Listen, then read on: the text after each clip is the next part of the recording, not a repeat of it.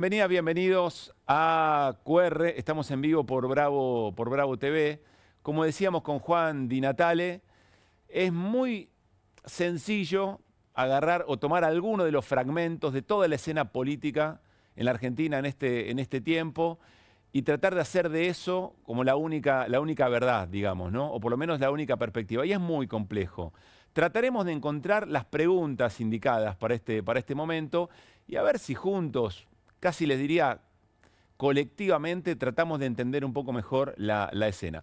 Lo cierto es que desde que alguien convenció al ecosistema político, y cuando digo ecosistema político digo a los partidos políticos, a las organizaciones sociales o a los sindicatos, al poder económico, a cierto sector de los medios de comunicación, convencieron de que mañana es el día D y que la Corte Suprema de Justicia ya tiene firmado, ya tiene todo listo, ya tiene un acuerdo, un consenso para confirmar la condena a Cristina Fernández de Kirchner y que por ende Cristina Fernández de Kirchner, 1, va a ser detenida, 2, no podrá participar de las elecciones y entonces allí habrá motivos para pensar eventualmente en una proscripción. Lo que ocurrió certeramente es que no sabemos si se abrió, pero por lo menos se resquebrajó la caja de Pandora. Y por eso esta es nuestra portada. Vean ustedes que no se abrió, está agrietada, está resquebrajada, está a punto de. ¿Qué significa esto? Bueno, significa, según el propio mito griego, que cuando se destapa la caja de Pandora aparecen todos los males, o por lo menos la situación tal cual la conocemos cambia rotundamente. Y eso podría ocurrir si un acontecimiento político como el que acabamos de describir y como el que todos tenemos en el inconsciente en este momento, todos estamos visualizando de alguna manera el momento en que la Corte haga trascender ese fallo, en que se toma una decisión sobre si Cristina iría a una alcaidía, sobre si prisión domiciliaria, sobre las fotos que van a querer tener, sobre los comentarios de todo tipo que ocurrirán en ese momento, sobre las reacciones de los movimientos sociales, de los sindicatos, de los espacios de la política, de uno y otro lado. Pero eso todavía no ocurrió. Pero estamos actuando como si eso fuera a ocurrir, concretamente mañana a las 10 de la mañana. A última hora se conoció, después de que habló Cristina, en el momento en que hablaba Cristina en el Partido Justicialista Nacional, aquí en la ciudad de Buenos Aires, que en realidad quizá está todo acordado, pero todavía no se va a dar a conocer, que uno de los ministros está en desacuerdo, está molesto porque lo presionan. En un rato Irina Hauser nos va a contar todo lo que sabe, muy buena información, si no la mejor, Irina Hauser sobre la Corte, que ese ministro viajaría a México, entonces si no están todos los ministros presentes, entonces ya se dilataría, que sería pero antes del 19. Bueno, lo concreto, insisto, es que nuestra vida política se alteró. Y vamos a tratar de repasar por lo menos 3 elementos de eso. Primero, el electoral. Porque si efectivamente esto se confirma, y Cristina Fernández de Kirchner, que anunció hace muy poco tiempo que va a ser candidata en la tercera sección electoral, no puede participar, absolutamente cambia todo. Cambia la elección en la provincia de Buenos Aires, la madre de todas las batallas, entonces eso seguramente va a irradiar algo muy distinto, si Cristina participa o no, al resto de las elecciones que se van a dar en el país y sobre todo la nacional.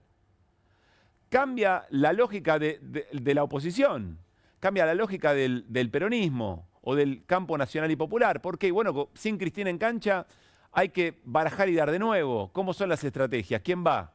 ¿Quién representa lo que iba a representar Cristina? Y en el gobierno lo mismo, porque el oficialismo también está armando toda su estrategia en función de que Cristina esté y su decisión de ser candidata. Entonces, lo electoral cambiaría por completo. Es un golpe en el tablero muy, pero muy fuerte en ese sentido. Cambia también la vida del propio peronismo y la vida del campo nacional y popular. Lo vimos hoy, hace unos minutos nada más.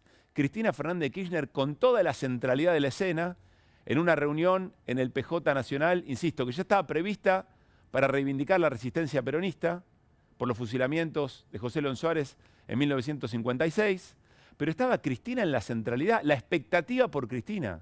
Es algo que volvió. Y estaba el gobernador de la provincia de Buenos Aires en primera fila escuchando con atención. Primero tomando la decisión de estar, un gesto político muy importante, en el marco de la construcción de la unidad, que todavía no está resuelta. Pero que evidentemente la posibilidad concreta a lectura del campo nacional popular de la proscripción de Cristina, con todo lo que eso significa en la historia del peronismo, bueno, amalgama de una manera muy distinta. Y Cristina plenamente consciente de esto.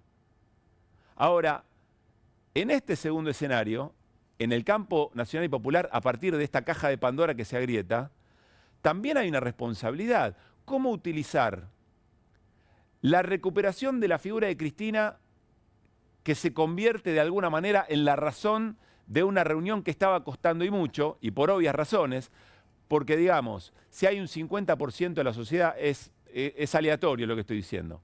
Si hay un 50% de la sociedad en la Argentina que cree que Cristina es corrupta, está esperando algo de la Corte. Ahora, el resto que cree que Cristina está siendo perseguida por el Poder Judicial, si tenía diferencias con Cristina, críticas con Cristina, que vienen de antaño, de la elección de Alberto Fernández, de su comportamiento durante ese gobierno, luego de cómo se dio la selección bueno, todo el comportamiento ahora respecto a Axel Kicillof, todas esas cosas se diluyen un poco.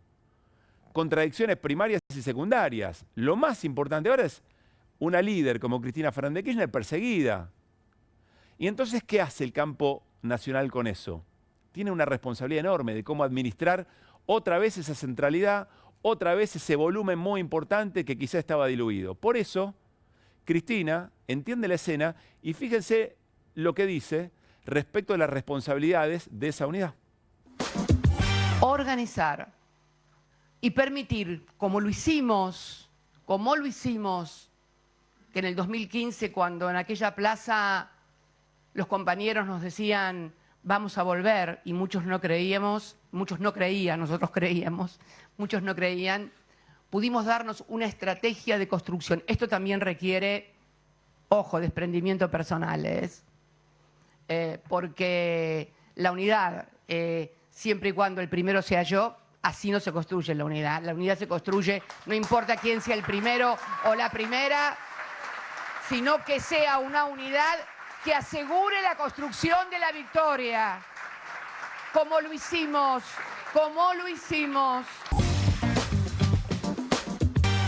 Muy avispado el director, ¿no? Porque inmediatamente lo ubica a Axel Kicillof, insisto, en primera fila, en todo un gesto político. Decía, encolumnado el PJ, encolumnado por Cristina, y uno podría decir, alrededor de Cristina o no, recupera una centralidad, inevitablemente, y en esa centralidad deja ese mensaje, pero deja otro también, importante, respecto de los lugares en las listas. Y lo único que escucho últimamente es saber qué lugar me toca en la lista. Déjense de joder de una buena vez por todas. Déjense de joder de una vez por todas.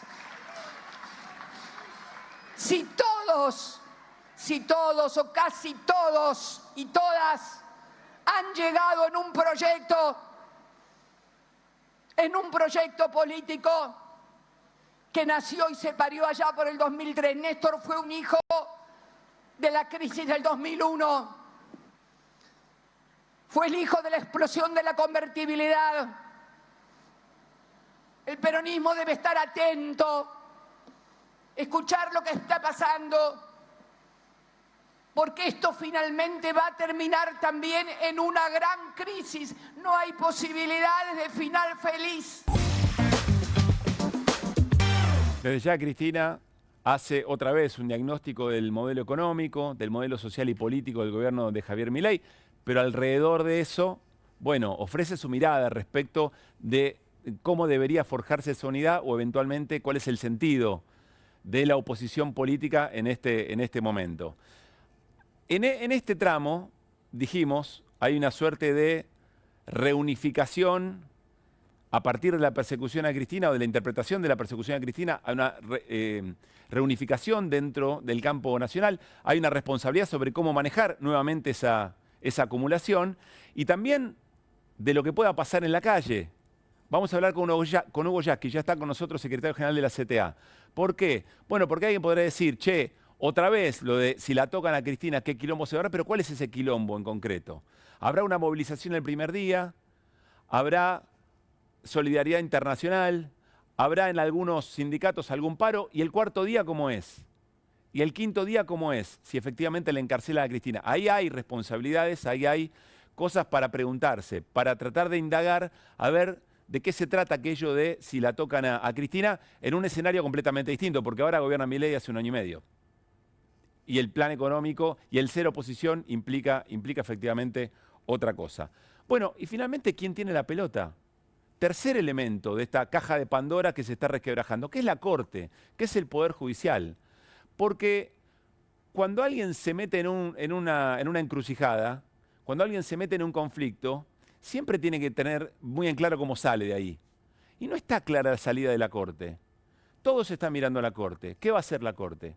La presión desde los sectores más conservadores, del poder económico real, del gran capital, dice, bueno, Cristina tiene que estar presa, fuera de la cancha.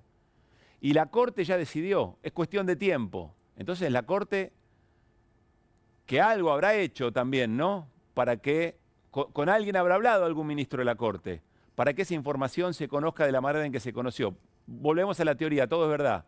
Seguramente alguien dijo algo y seguramente después se fue construyendo toda la versión o la certeza.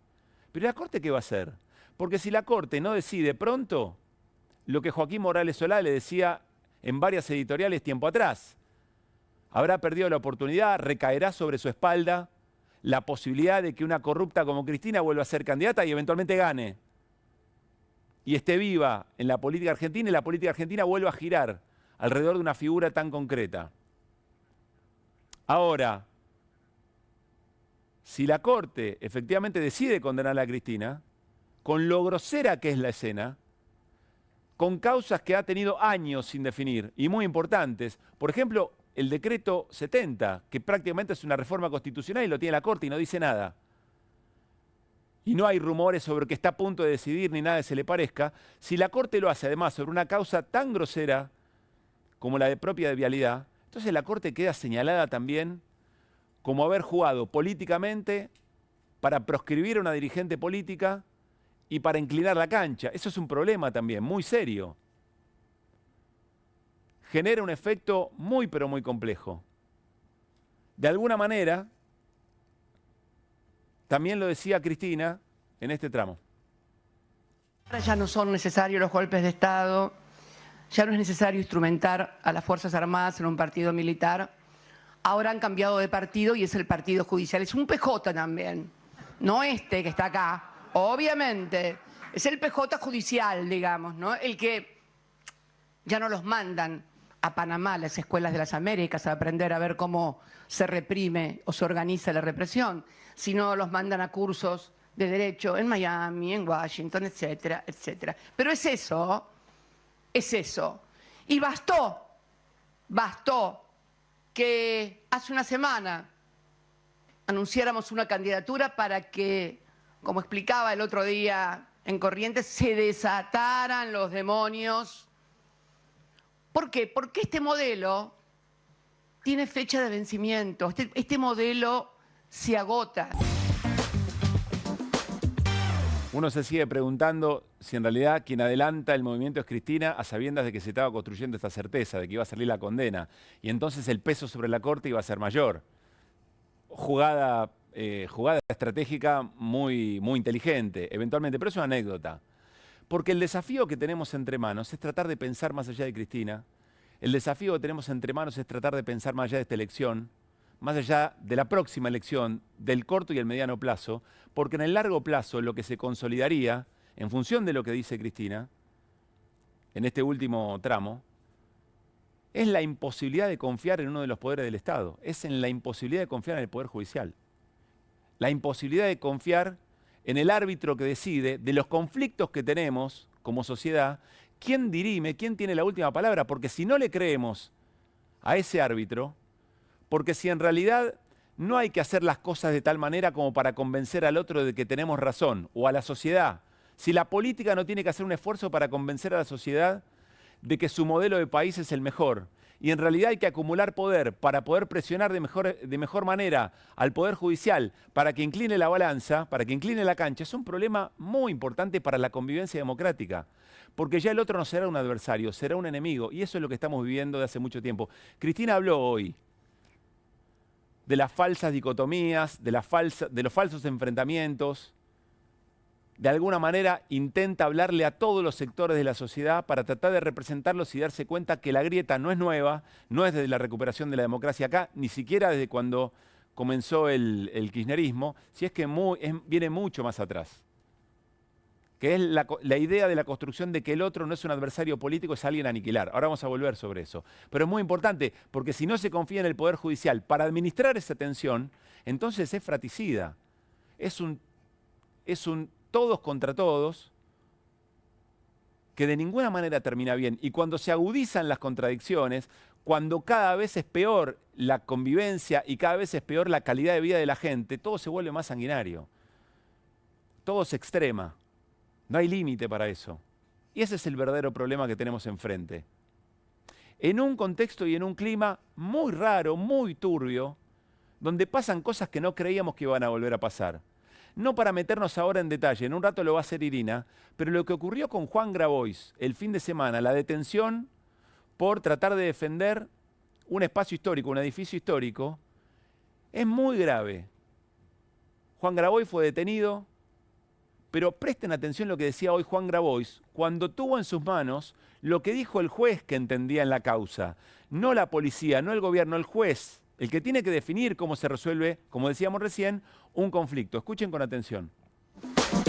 Lo que yo sí tengo es el documento, me acaba de llegar, te lo mando en un rato, sí, donde el juez durante el operativo sí, no solamente no les ordena mi detención, ni el desalojo del lugar, sí, sino que les ordena que no lo hagan.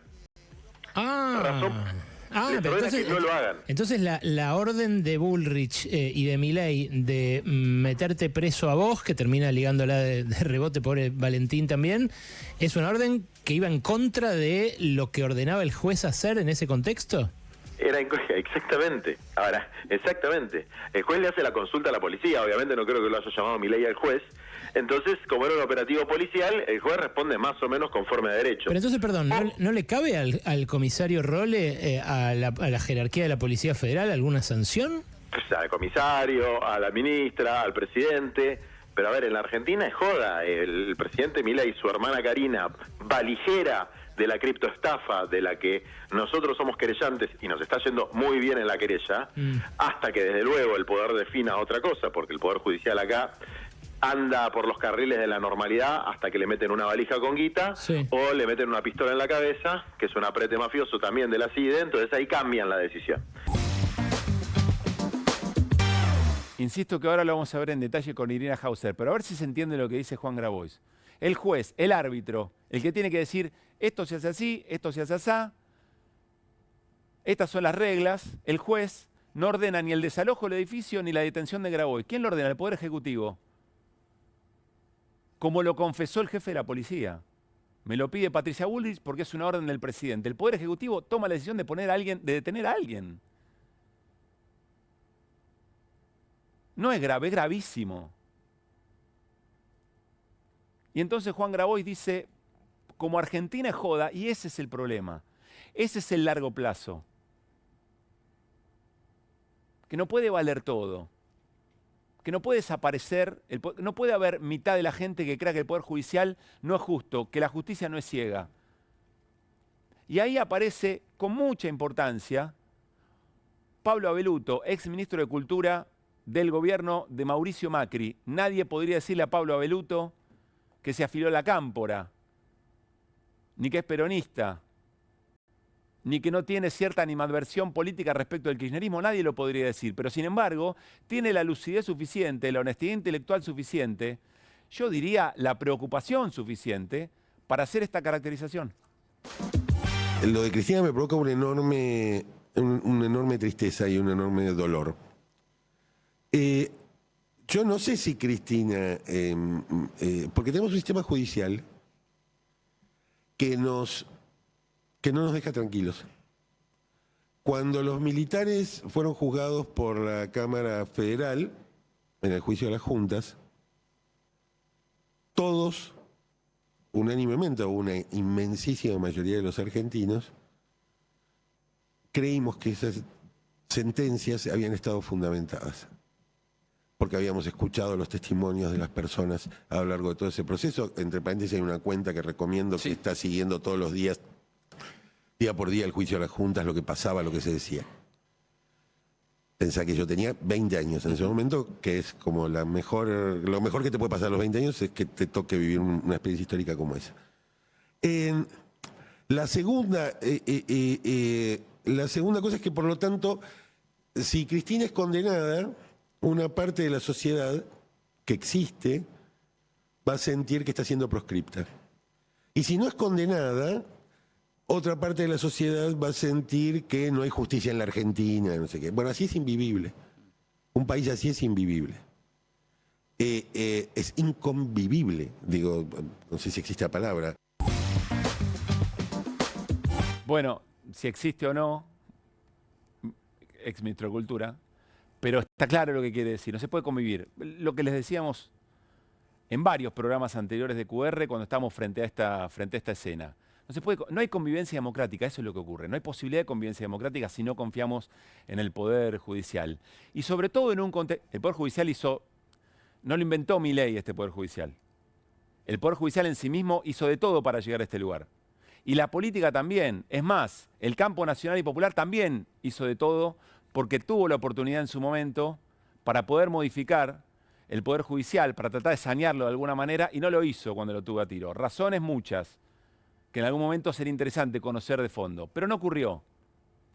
Ahora, cuando el contexto en el que estamos es cada vez peor en términos de agresión, y es el odio el que manda, y es el odio el vector para la construcción política de un espacio, sin Poder Judicial, o peor, con un Poder Judicial que retroalimenta eso o dice, dale que va, siga, siga, la situación es muy límite.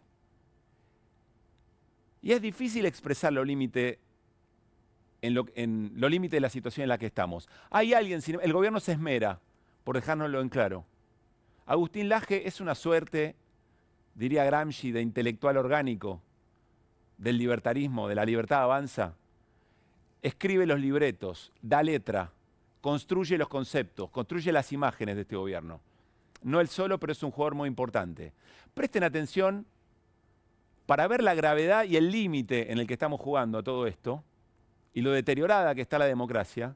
Presten atención a lo que posteó en las últimas horas.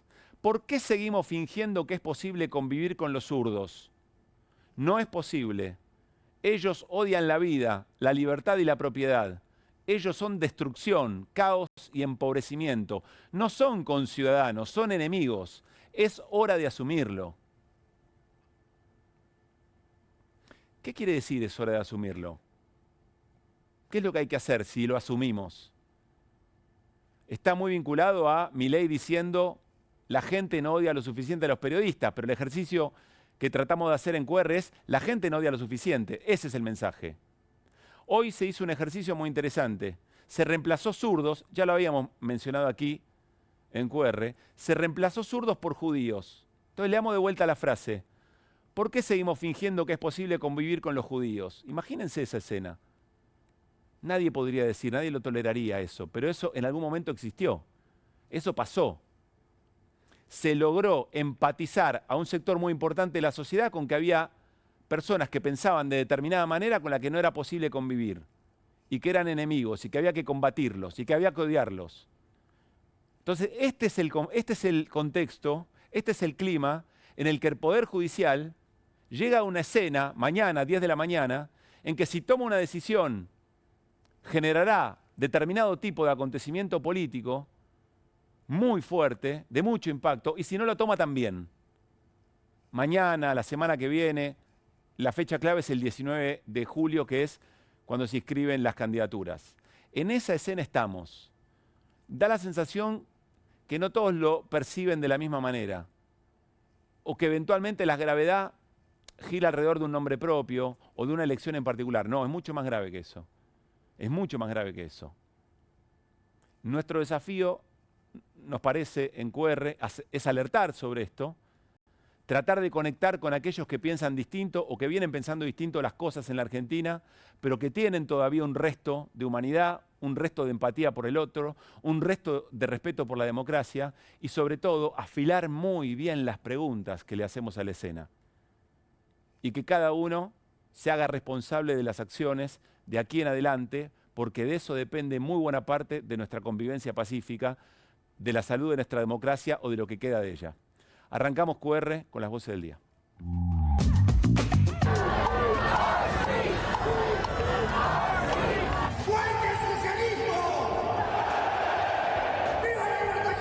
Es como ir con un Beatle en los 60. Multitud de gente. Más de 20.000 personas acá en el planetario. Ahí va.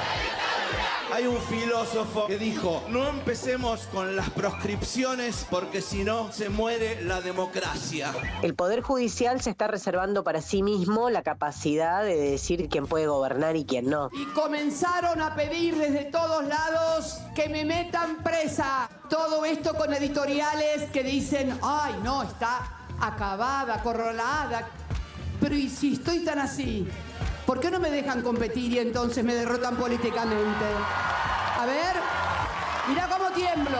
Esto es una advertencia. Corte Suprema, actúen a justicia. Miren que la vida es un boomerang, va y viene. A toda la gente puso el esfuerzo para que estemos en democracia.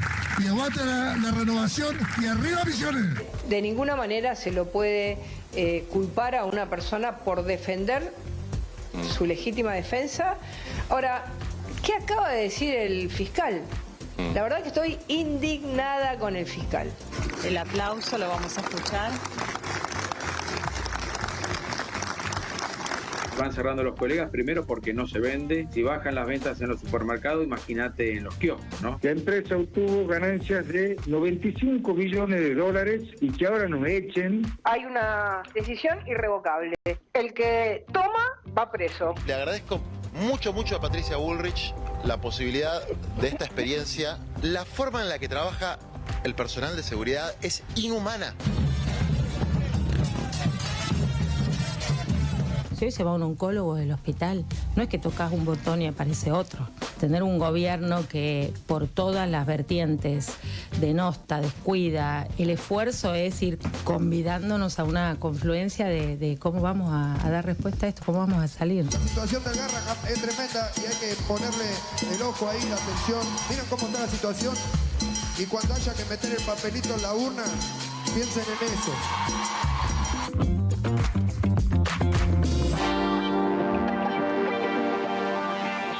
Y es muy interesante porque de fondo están los pesqueros, solo en la jornada de hoy, ¿no? Los pesqueros en Mar del Plata protestando, los profesionales y toda la comunidad del Garraham pidiendo por salarios, los hospitales en general nacionales y sus residentes, es decir, los conflictos están allí, viendo cómo se dirime, en todo caso, cómo se termina de definir la arquitectura política para llevar adelante esos conflictos, que es lo que importa. En definitiva. Muy buenas noches, Irina Hauser. Hola, Mariano Hamilton, ¿cómo están? Pablo Caruso, buenas noches. Ahora nos metemos con Irina y la información que tenga o su capacidad única. Si vienen prestando la atención en QR, capacidad única para leer cómo funciona el Poder Judicial y cómo se maneja la Corte específicamente. Hoy, Día de la Resistencia Peronista, claro, cuando confluye la historia en la esquina del presente, de la manera en que lo hace, es como si toda la tradición de resistencia del campo popular se convirtiera en la fuerza para el acontecimiento del que se está discutiendo, ¿no? Por eso Cristina puede decir, soy una fusilada que vive. Sí, de hecho lo es. Se castillaron la cabeza. Bueno. Es que claro, no hay mucha metáfora en eso. Es la muerte de la metáfora. Sí, a ella le castillaron en la cabeza. Así es. Sí, bueno, hoy, como todos saben, se conmemoran o se recuerdan.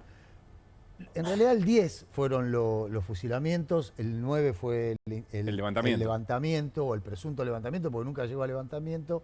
Estamos hablando de los fusilamientos de José León Suárez que produjeron el 10, el levantamiento de Valle. Son dos cuestiones que van por carriles paralelos, aunque tienen el mismo sentido. El levantamiento de Valle, que termina con el fusilamiento de Valle y otros oficiales, y lo que ocurrió en José León Suárez con 12 personas que fueron fusiladas en un intento de fusilamiento a partir de la orden justamente de un oficial que se llamaba Suárez, José León Suárez. Suárez fue el que ordena el fusilamiento, y hay 12 personas que son acribilladas, de las cuales sobreviven 7, que esto es también lo extrañísimo, ¿no? De los 12, 7 salen con vida. Entonces, ahí es donde uno toma las palabras, volviendo al origen, la resistencia empieza a cobrar cada vez más peso específico. Uno se da cuenta que acá en este país han ocurrido muchísimos hechos gravísimos. Ya la semana que viene vamos a hablar de otro, estamos hablando de los 70 años de los bombardeos a la Plaza de Mayo, pero han ocurrido hechos gravísimos y en general los que han puesto el cuerpo han sido los peronistas o los representantes de los movimientos nacionales y populares, como el caso de Hipólito Yrigoyen.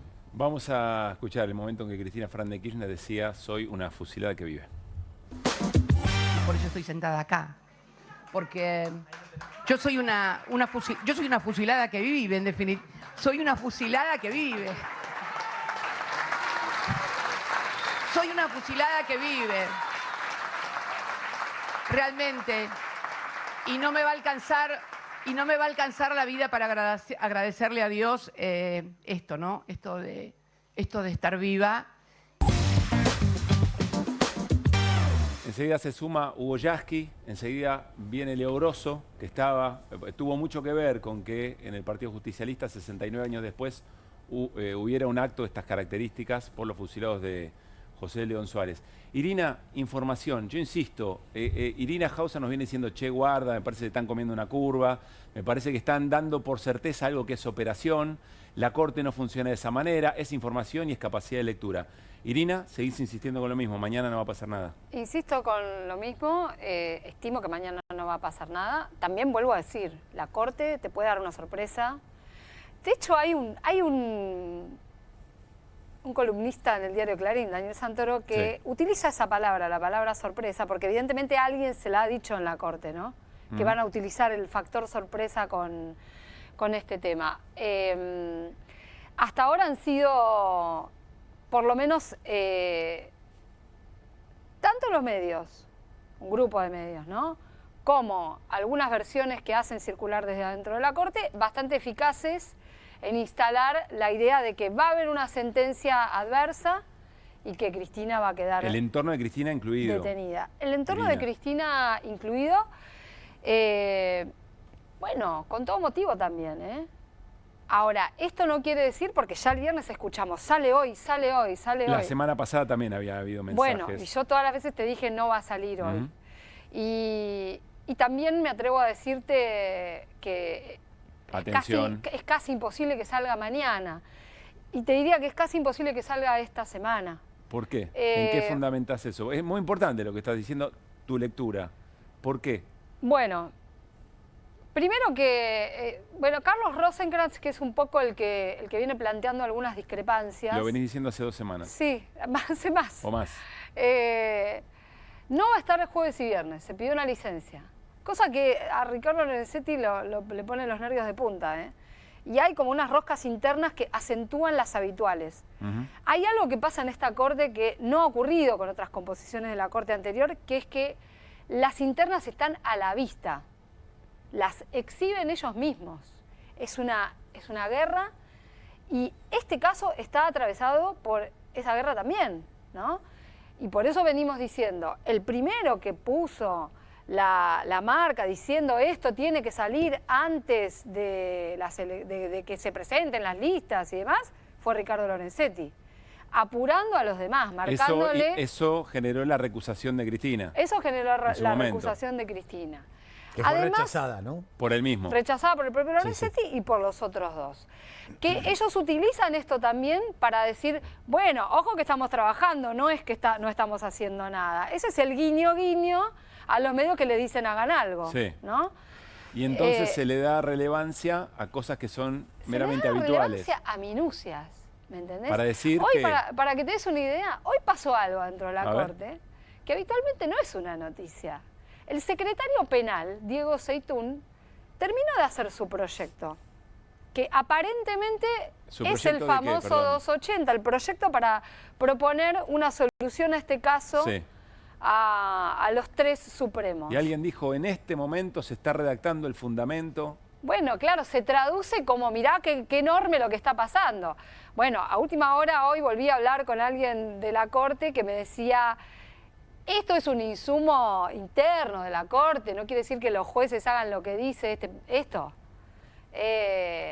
Por eso te digo, hay muchos dobleces, hay muchos vericuetos que yo entiendo que en general la gente a pie no conoce y es lógico que no conozca, pero que son pequeñas estrategias con las que se van mandando mensajes. Te decía, Rosenkrantz no va a estar. Hay algunas discrepancias en torno al modo en que saquen el fallo, hasta donde yo sé, y acerca de la fecha. Acerca de la fecha para que salga el fallo. Estas mismas dudas que plantea Irina, las planteó el fin de semana en una entrevista el doctor Eugenio Zaffaroni, que está en línea para charlar con nosotros.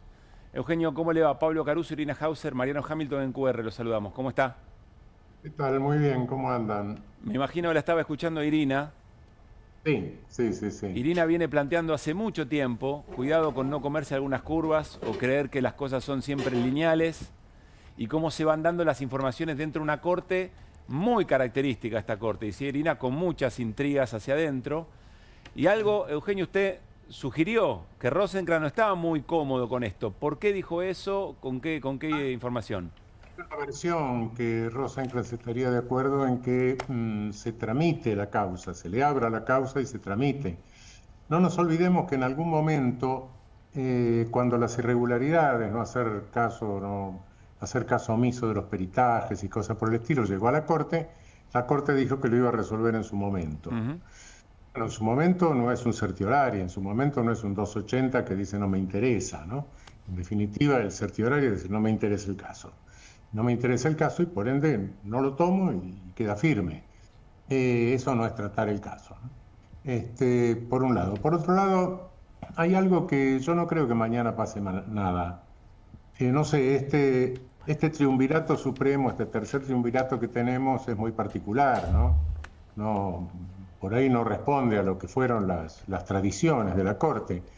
Pero la noticia de que va a salir mañana o bien es falsa, o bien es verdadera, pero cuando se escapa una información en la Corte, la tradición nuestra era que no se confirmaba la versión que se había fugado de la ley. ¿Por qué, Eugenio? ¿Por qué hacían eso? Porque queda mal. Es decir, bueno, se nos escapó una información, se nos escapó algo que tenía que quedar reservado.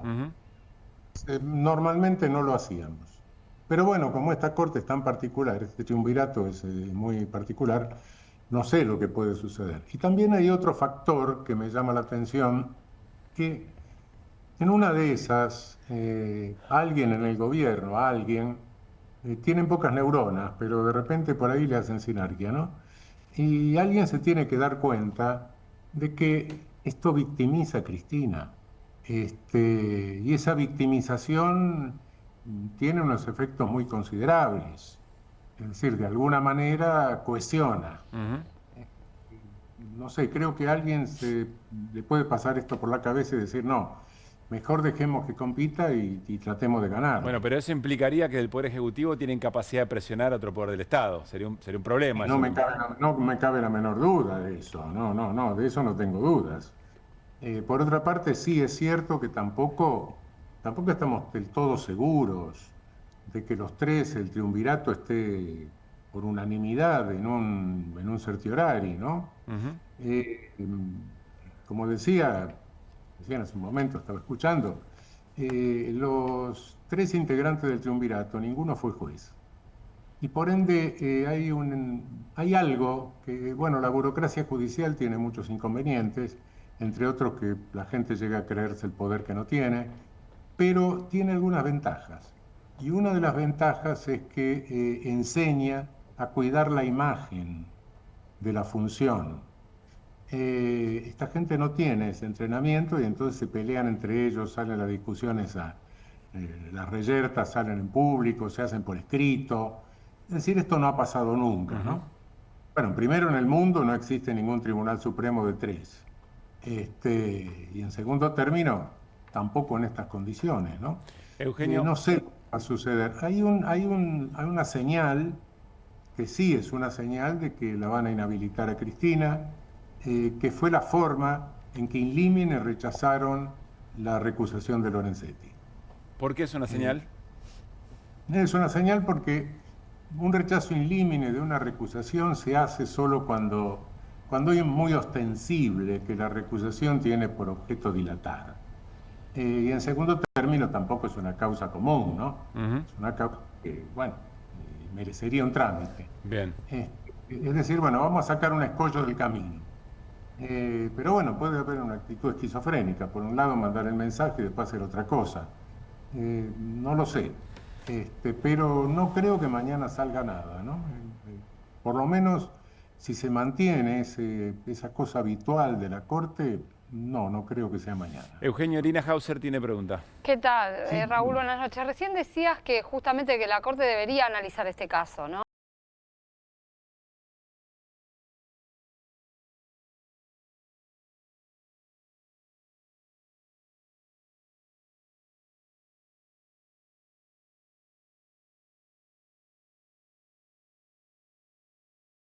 ¿Y qué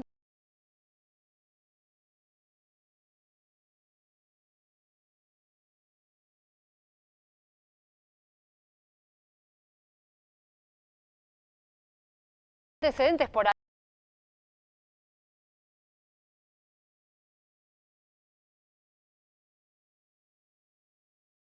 Ahí hay para respaldar esto que... Los peritajes, decir, bueno, primero no se hizo la obra, sí, se hizo la obra. Bueno, la obra está hecha. Bueno, segundo, se hizo con sobreprecios. No, los sobreprecios no estaban. Bueno, caramba, entonces, ¿qué sucede? Todo eso se discutió en la causa y, bueno, no se hizo caso omiso de todos esos peritajes. Si la obra se hizo y si no hay perjuicio, bueno, no hay delito. Entonces, todo eso, digo eso entre otras cosas, ¿no? Bueno, todo eso de alguna manera merecería, aunque se rechacen los argumentos de la defensa, merecería que se abra la causa y se lo discuta. En esta causa, como en la de cualquier ciudadano argentino, ¿no?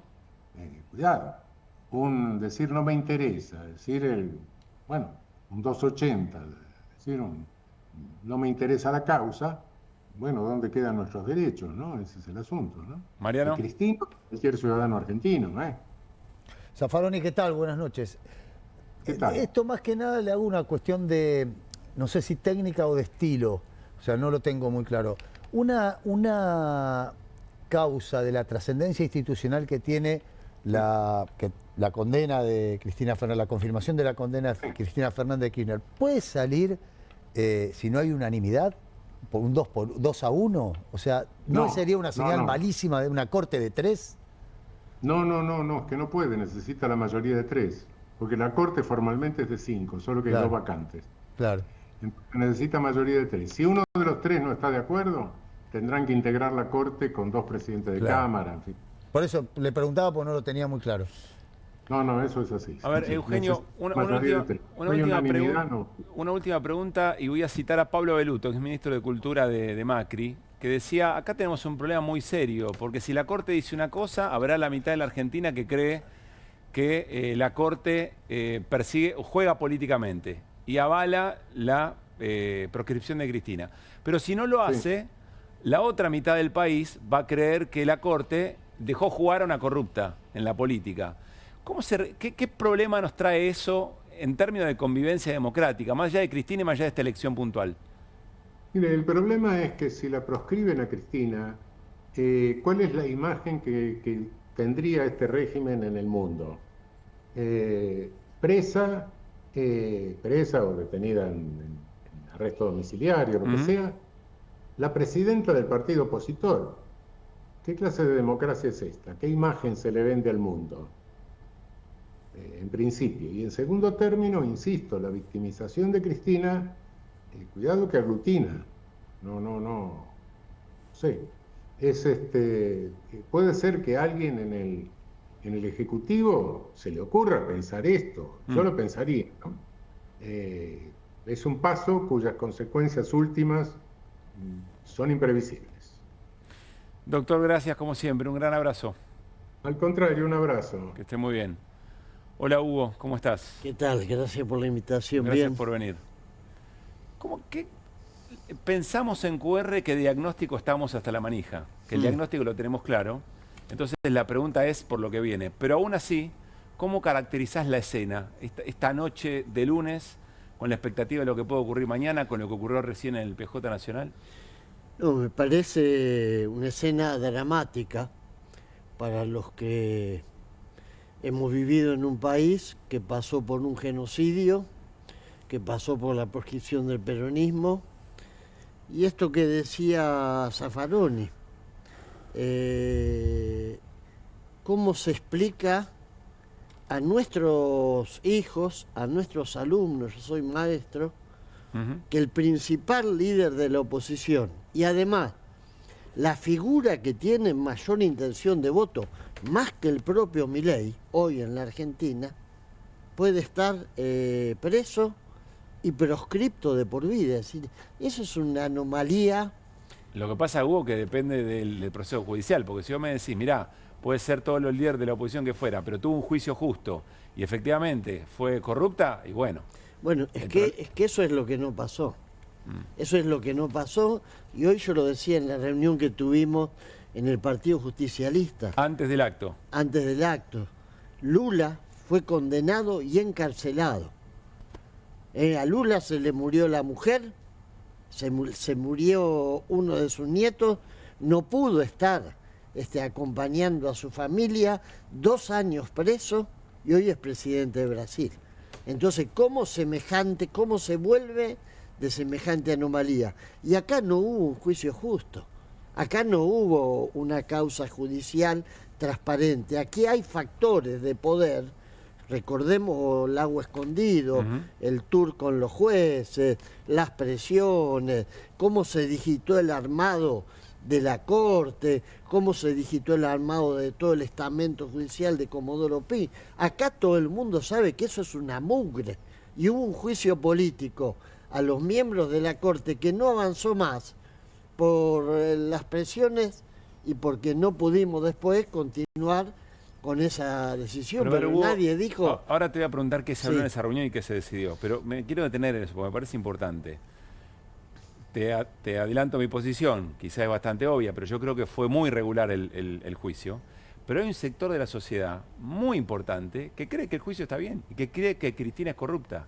Y que si Cristina no va presa, su mirada respecto del propio Poder Judicial va a estar muy dañada también. Esta escena o nos parece complicada. Sí, por eso te digo dramático. Porque lo que manifestó Abeluto es así. Ahora, vos, si hay una mitad que cree que Cristina, porque hubo todo ese proceso además con injerencia de los grandes medios de comunicación, que estigmatizaron, demonizaron y construyeron esa imagen de que es una corrupta. Ahora, si hay una mitad de la sociedad que cree eso, pero hay otra mitad dispuesta a votar a Cristina Kirchner, lo más lógico sería preservar el principio de la democracia, de que alguien que en sociedades dualizadas, divididas, como está la Argentina y como está en el resto de la sociedad del mundo, alguien que representa a tanta cantidad de gente, lo más lógico, el sentido común, es que no puede estar presa porque hubo un juicio amañado y porque hay una presión en este momento, porque eso hay que decirlo. Así como uno podrá decir, bueno, la estrategia de Cristina, no, pero acá hubo una presión muy fuerte. Yo he leído editoriales en el diario La Nación, 4 o 5, que eran como una especie de casi te diría, de exigencia que se le hacía de apriete a la Corte, de apriete. ¿Qué se habló en la reunión previo al acto en el que habló Cristina y qué se decidió, Hugo? Fue una reunión muy amplia, donde estuvieron desde los rectores de las universidades a los organismos de derechos humanos, diputados de todos los sectores. No solo el peronismo. Todos del peronismo, algunos no peronistas, Sí. pero que forman parte del bloque nuestro. Por ahora no se amplificó la convocatoria porque fue la primera reunión. La idea es convocar a otros sectores políticos no peronistas para conformar, yo lo decía, bueno, así como hubo en su momento una multisectorial que se inauguró en la Argentina, pero se expandió por América y por el mundo, cuando el caso de Lula. Entonces, generar algo así, muy amplio, con otros sectores, eso incluye a diputados y diputadas o expresiones no peronistas, y se habló, bueno, de las distintas medidas que se van a tomar. Yo planteé que tenemos que encarar esto como una carrera de resistencia, no de 100 metros llanos. No pensar que esto lo vamos a resolver e imaginar que además la construcción de esta resistencia, defendiendo a Cristina, defendiendo a la democracia, tiene que ser en todo el país. No podemos contentarnos con algunas acciones de la General Paz para adentro. Hay que pensar en que hay que construir en todo el país. ¿Y cuáles son esas acciones? Te voy a decir lo que dijo Raúl Timerman ayer, un poco provocando por conocerlo a Raúl, pero que parece interesante. Le preguntaron a Raúl, bueno, ¿qué crees que va a pasar? Entonces Raúl dijo, van a pasar 4 cosas. Primero va a haber una gran movilización. El segundo día probablemente haya algunos gremios que hagan un paro. El tercer día va a haber mucha solidaridad internacional. El cuarto día, que es el más importante, no va a pasar nada. Bueno, por eso. Gracias a Timerman, porque justamente es lo que hay que evitar. Y yo creo que tenemos que encender una llamita que tiene que ir de menor a mayor, que tiene que expandirse por el país, que tiene que expandirse por el continente. Lo de Lula fue efectivo porque hoy Lula es presidente. Y te digo, no hay que descartar nada. Yo, por ejemplo, ayuné, no siendo diputado, junto con otros grupos, 3 años frente al Congreso. ¿Por qué no pensar que ahora siendo diputado... En la carpa docente. Sí, ¿por qué no pensar que ahora siendo diputado, con otros diputados y diputadas, podamos ayunar dentro del Congreso, a ver quién nos va a decir a nosotros que no lo podemos hacer? O sea, la imaginación política está dispuesta a todo para generar una salvaguarda de Cristina, pero fundamentalmente de la democracia. Cualquier líder popular que estuviera en las condiciones de Cristina tiene que tener, de parte de los sectores que queremos vivir en democracia, el máximo de entrega y de generosidad, sin ninguna duda. Ahora, Hugo, te tengo queda picando la pregunta. Cuando la gatillaron a Cristina, era la famosa frase, si la tocan, ¿qué quilombo se va a armar? Y hoy, por lo menos, el común denominador de la mirada sobre lo que ocurrió es, la verdad es que no se armó ningún quilombo en ese momento. O sea que cometimos un gran error. Digo cometimos porque no me gusta criticar a mi fuerza política poniéndome de afuera. Está bien. Nosotros, en ese momento, estábamos convocando al paro con movilización. Y en el gobierno alguien decidió que fuera un asueto.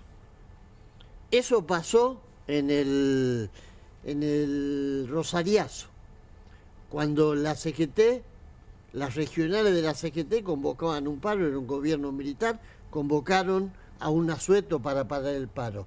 Con esto, ¿qué te quiero decir?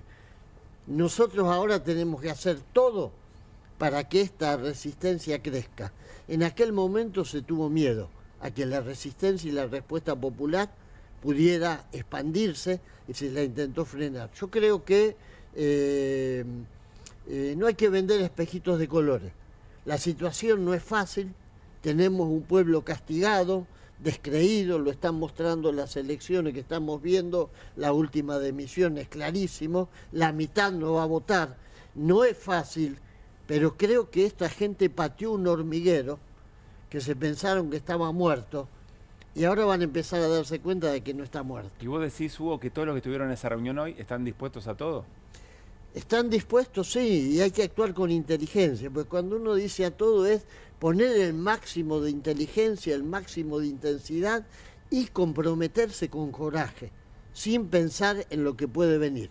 Es decir, conducir y hacer que esto crezca. Yo creo que efectivamente, bueno, mañana tenemos reunión de la CTA, seguramente, porque somos una central sindical, vamos a resolver el paro y la movilización evaluando las circunstancias. ¿Pudiste hablar con alguien de la CGT? Y bueno, ahí conducción? estaban De la Sergio conducción. Palazzo, no, de la conducción no.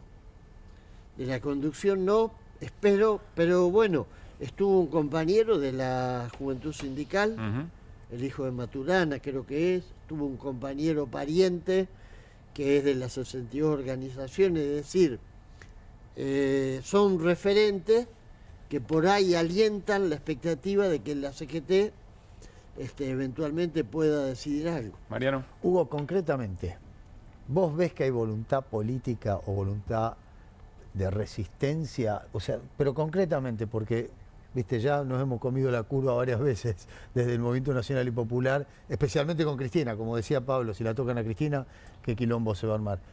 Efectivamente, este es un momento, al tener 1 año y medio de Milei y lo que todos sabemos, donde el Movimiento Nacional y Popular va a cerrar filas. ¿Lo sentiste en carne propia hoy en la reunión? No, ¿O sí. te quedó alguna cosita ahí No, que dijiste? no. La CGT, por ejemplo, que es No, a mí no. es como la gran incógnita. ¿Qué carajo va a hacer la Claro, CGT? la CGT no estuvo. Yo la verdad que no quiero... bueno, no es poco, ¿eh? No, bueno. Bueno, pero el Movimiento Nacional y Popular no es la CGT. No, pero es una parte importante. Nosotros estuvimos siempre... Sí. Yo era parte de la CGT en la época de Menem y no fuimos de la Sí, CGT. lo sé. De hecho, Entonces, te la cité. yo creo que el Movimiento Nacional y Popular va a cerrar filas. No quiero decir que no lo va a hacer la CGT.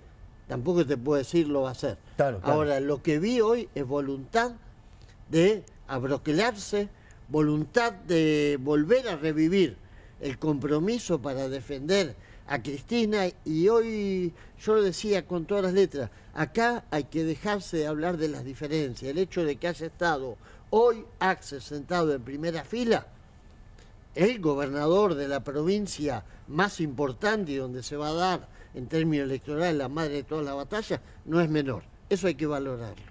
¿Y crees que, recién lo decía Zaffaroni, la victimización de Cristina le da cierta amalgama a las discusiones hacia adentro del campo nacional?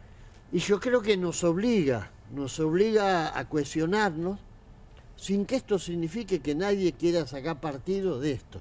Es decir, hay que cuestionarse, hay que bancar a Cristina, hay que tratar de evitar que puedan proscribirla de por vida, y hay que generar las condiciones para que, si eso pasara, se revierta en una victoria de los sectores populares. El peronismo, yo lo he vivido de muy joven, pasó muchas situaciones como esta. Muchísimas. Y el pueblo siempre volvió, siempre.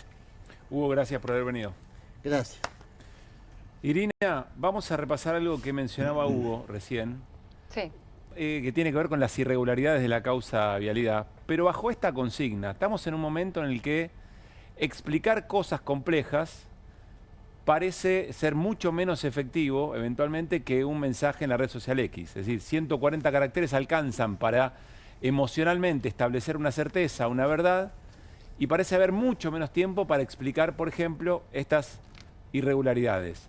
Probablemente quien nos esté mirando en algún momento se canse de explicaciones complejas, jurídico-técnicas respecto de cómo se desarrolló el juicio y luego todo lo que fue ocurriendo. Pero nos parece muy importante insistir en esto, para que no quede como un capricho o una mirada política de algún sector que tiene cierta mirada de las cosas, ¿no? Igual. Te acoto lo siguiente, Sí. no es ni tan jurídico ni tan técnico porque es todo tan escandaloso.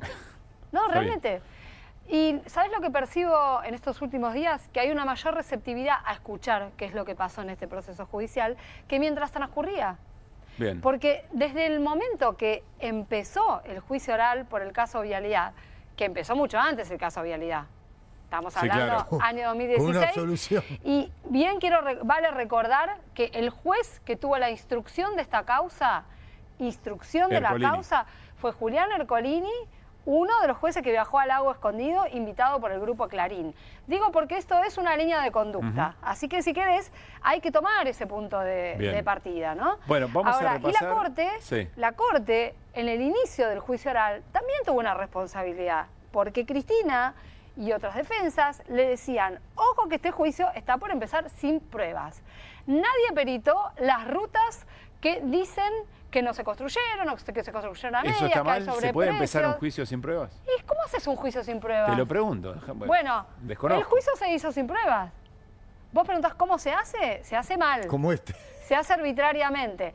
Se hicieron peritajes en el medio del juicio, no se hicieron los 51 peritajes de todas las rutas que se cuestionaban, se hicieron 3, después te voy a contar incluso las discrepancias que había al respecto, pero mira, vamos a repasar algunos datos. Vamos a hacer así, leemos primero la placa y explicás lo importante. Ya está Leo Grosso para charlar con nosotros, fue muy importante para la realización del acto de hoy de recuerdo y homenaje a los fusilados de José León Suárez en San Martín, ¿no? Irregularidades del caso Vialidad, imparcialidad de los jueces y fiscales. Diego Luciani y Rodrigo Jiménez Uriburu jugaron al fútbol en la quinta de Macri. Gustavo Hornos y Mariano Borinsky visitaban al expresidente en Casa Rosada y jugaban al tenis en la quinta de Olivos. ¿Por qué nos detenemos en esto? Diego Luciani fue el fiscal que acusó, el fiscal que hizo 9 audiencias por YouTube, que las dio medio país, que se transmitían con ganas. Después cuando Cristina pidió declarar porque estaban incorporando una prueba que no se había tratado en el juicio, no la dejaron. No se dejaban transmitir tampoco o sea, había que hacer fuerza para que transmitieran una audiencia donde hablaba ella. Jiménez Uriburu fue integrante del Tribunal Oral que condenó a 6 años de prisión e inhabilitación perpetua para ejercer cargos públicos a Cristina. Y es el juez que apareció en una imagen en el Zoom, porque parte de este juicio se hizo por Zoom, aunque ya no era necesario, cosa que tampoco es menor, porque no se hizo presencial. Y el tipo apareció con un mate que tenía el escudo del Liverpool, que era el equipo de fútbol en el que jugaban, que estamos viendo ahí la fotito, los partidos en la quinta, los abrojos de Mauricio Macri. ¿Por qué es importante hablar de Mauricio Macri en este contexto?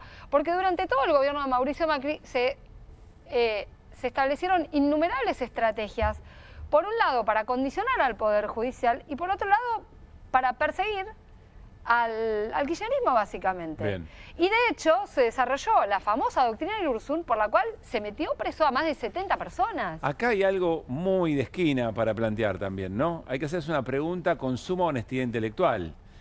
Si el juez toma mate, juega la pelota, juega al pádel, lo va a visitar muchas veces a tu adversario o al que te enjuicia, ¿vos lo discutiste, la bancás? ¿Alguien se banca eso? La respuesta es obvia y eso fue lo que pasó. Por lo menos sería muy raro. Vamos a la siguiente irregularidad. Son 5, si mal no recuerdo. Los jueces de casación, perdón, que vimos recién, Borinsky y Hornos. Borinsky es el que iba a jugar al tenis a la Quinta de Olivos, que fue además más de una decena de veces, no es que fue una vez, mientras Mauricio Macri pedía distintos castigos para Cristina, porque Mauricio Macri lo hacía abiertamente, no es algo que ocultara. Bien. Segunda. Bueno, acá viene lo de las obras. Irregularidades del caso de Vialidad. No se hicieron pericias de las 51 obras cuestionadas.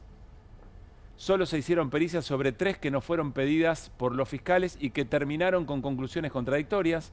No se compararon esas obras y precios con las de otros contratistas y con lo que se construyó en el resto del país, Siri. Mira, hay varias cuestiones sobre esto. Primero, se hicieron solamente pericias sobre 3 obras. Vos imaginate, ¿eso te parece una muestra de un delito? No, no me parece razonable, no sé si es habitual en juicios parecidos. Además para condenar a una expresidenta, claro, no es una cuestión menor. No, bueno, sin contar que nadie la mencionaba a Cristina ni mencionaba su responsabilidad. Porque no firmó un solo papel. Ahora vamos a eso. Ahora vamos a eso. Bueno, estas pericias además fueron contradictorias entre la posición de los distintos peritos de las partes. Sí. Y estaba, por ejemplo, el tema de los sobreprecios. Entonces tenías a la Fiscalía con una posición, a los peritos de las defensas con otra posición y al tribunal con otra posición. Es un poco difícil sacar una conclusión de esa manera. No había unanimidad, nadie podía determinar cuál era el sobreprecio. Para que te des una idea, hubo peritos que llegaron a decir, bueno, usemos de referencia una revista que se llama El Constructor para ver si se aplicaba el valor de mercado. No, bueno, los peritos de la defensa se cansaron de decir hay que mostrar costo por costo, hay que ordenar todo. ¿Y sabes lo que hizo el Tribunal Oral? ¿Qué hizo? Lo que quiso. Hizo su propio cálculo.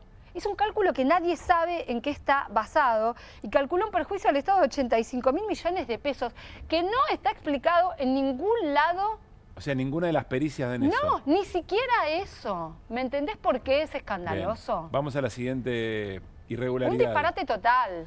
Se violó el principio de culpabilidad. Los testigos, incluyendo a los propuestos por los fiscales, afirmaron en el juicio que Cristina nunca impartió directivas a fin de beneficiar a ningún contratista. Esto es así. Nadie la señaló a ella en forma directa sobre nada. Además de que ella, siendo presidenta, tampoco tenía las facultades para definir nada presupuestario respecto de la obra pública. Pero esto que pasó en el juicio, es decir, que no pasó, que la involucraran, es muy importante. Porque después, al final, cuando estaban en la recta final del juicio, empezaron a manotear cosas que llamaron, a la que le pusieron el nombre de prueba, de otros expedientes. Creo que tenemos alguna placa sobre esto también. Que si querés continuamos, como por ejemplo recurrir a... A ver, la repasamos, enseguida charlamos con Leopoldo Moró. Estamos repasando lo más técnico para despejar un poco la cancha en ese sentido y meternos de lleno en lo político con Leopoldo Moró y Leo Grosso. Acá tenés, antes de continuar con esas pruebas que te digo que manotearon de otros casos.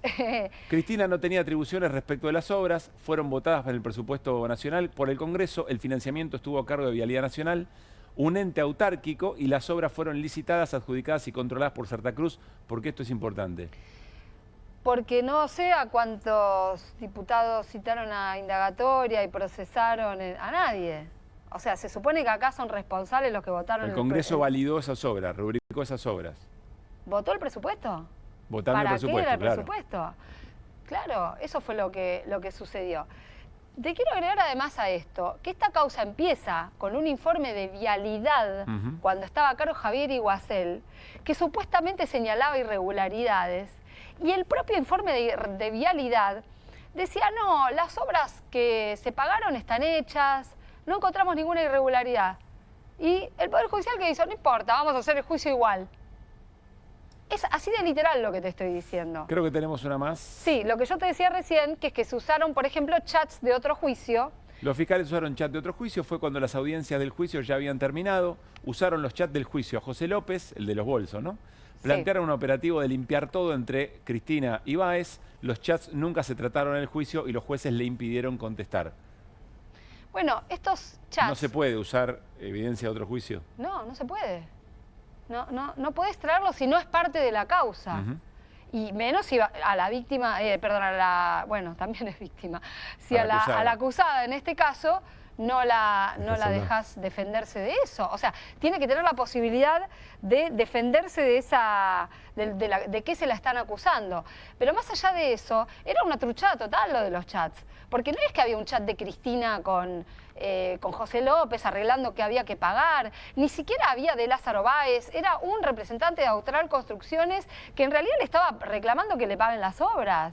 Porque se venía el gobierno de Mauricio Macri que suspendió las obras. El gobierno de Macri fue el que suspendió las obras. Ahí seguimos con esto. Es importante decir, Mariano, y le saludo a Leopoldo Moró.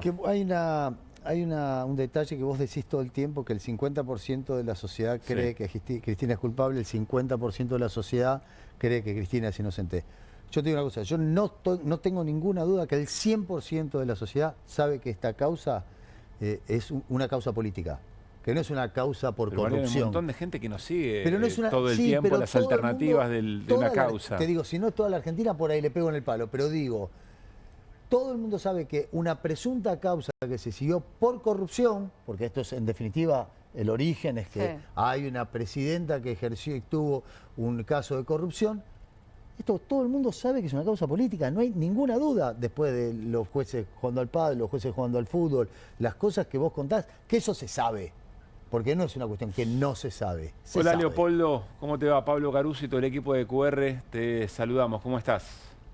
¿Qué tal? Bien, un gusto en estar con ustedes. ¿Cómo andan? Para nosotros también, gracias por esperarnos, pero nos parecía importante repasar con Irina y con Mariano, por lo menos lo más grotesco, digamos, de la causa vialidad, para entender de qué estamos hablando. Insisto, te voy a preguntar cómo estás viendo la escena, pero nos da la sensación que de diagnóstico estamos, que lo interesante es pensar qué es lo que pasa de acá en adelante en un acontecimiento como el que significa la posibilidad concreta de que Cristina Fernández de Kirchner, a partir de una decisión de la Corte, vaya presa. Pero, ¿cómo caracterizás la escena de estas horas? Mirá, obviamente no quiero eludir la pregunta, pero si vos me permitís un minuto voy a tomar uno de los tramos de la exposición de Irina, porque creo que la reacción que esto va a provocar está directamente relacionado a la capacidad que tengamos nosotros de cambiar la subjetividad de esta cuestión. Porque objetivamente no hay ninguna duda de que es una causa trucha, pero hay una subjetividad que se fue instalando que hace que mucha gente piense que Cristina es responsable de esta situación. ¿Y qué es lo que voy a tomar? Un tramo que se compara con un hecho que todos los argentinos hemos vivido en los últimos días y que conmovió a la opinión pública en todos los estamentos sociales.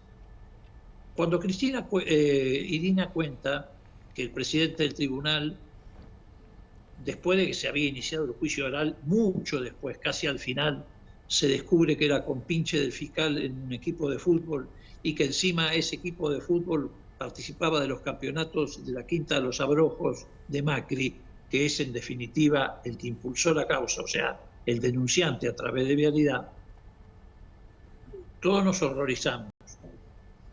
Y es más, hubo un recurso en relación a eso que la Corte dijo, ya lo vamos a responder, que es en realidad lo que tendría que responder ahora. Bueno, esa situación yo la asimilo a lo que pasó hace unos días con la jueza McIntosh. La jueza McIntosh, en el caso Maradona, iba siguiendo un guión.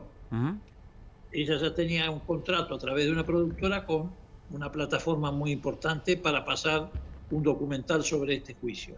Y ella iba siguiendo el guión, incluso hacia una sentencia que coincidiera con el libreto. Bueno, lo mismo pasó con el tribunal oral, que la juzgó a Cristina. Tenían un contrato. ¿Con quién? No con una plataforma, sino con Macri. Y iban siguiendo un guión para que terminara de acuerdo a cómo tenía que terminar la película. Pero hay una diferencia. A la jueza McIntosh la apartaron inmediatamente y declararon nulo el juicio. Aquí ni apartaron los jueces, ni declararon nulo el juicio, ni siquiera se quieren pronunciar ahora sobre esas irregularidades. ¿Por qué? Porque tenemos dos Cortes Supremas distintas. Vos tenés la Corte Suprema de la Provincia de Buenos Aires, que no dudó un instante en separar a la jueza que había hecho esta chanchada y anular el juicio, presidida por una jurista como Hilda Kogan, y acá tenés una Corte Suprema que está al servicio de los intereses del poder, que son los que están fogoneando este juicio con un solo objetivo, que es meter presa a Cristina y proscribirla, fundamentalmente proscribirla. Quería hacer esta comparación porque me parece muy elocuente y está muy presente en la memoria colectiva. Estos tipos que hicieron esto son la jueza McIntosh de Comodoro Pi. Muy interesante. De alguna manera contradice un poco lo que dice Mariano, es decir, hay una subjetividad muy fuerte de un sector muy importante de que Cristina es corrupta y que esta causa no tiene nada que objetarse. Y eso es un obstáculo importante para lo que viene. Es subjetividad en algunos casos y, ¿cómo podría decirte?, desconocimiento en otros. Hay mucha gente que ni siquiera conoce o se acerca a asomarse a esta causa.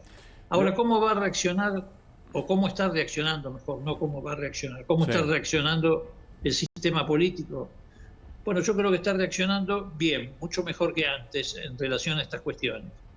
Porque es tan grosero, tan evidente que la Corte se apresta a dictar un fallo de contenido político y no jurídico, que se le ponen los pelos de punta a todo el mundo.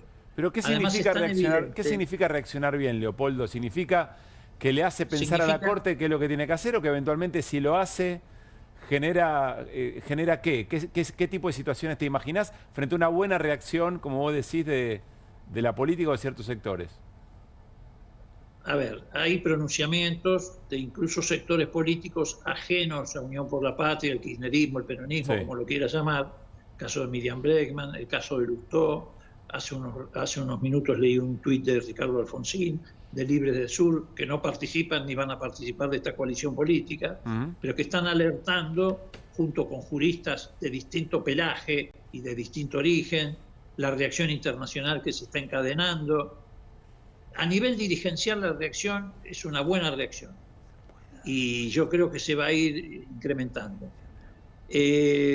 Además hay una situación objetiva, acá ya no juega lo subjetivo, una situación objetiva de millones de argentinos que la están pasando muy mal y que entonces a partir de allí empiezan a entender y ver con más claridad, se le van abriendo los ojos, de que la persecución a Cristina en realidad es la persecución a ellos, es decir, a estos sectores que están sufriendo, que sufren la crueldad, que sufren la persecución.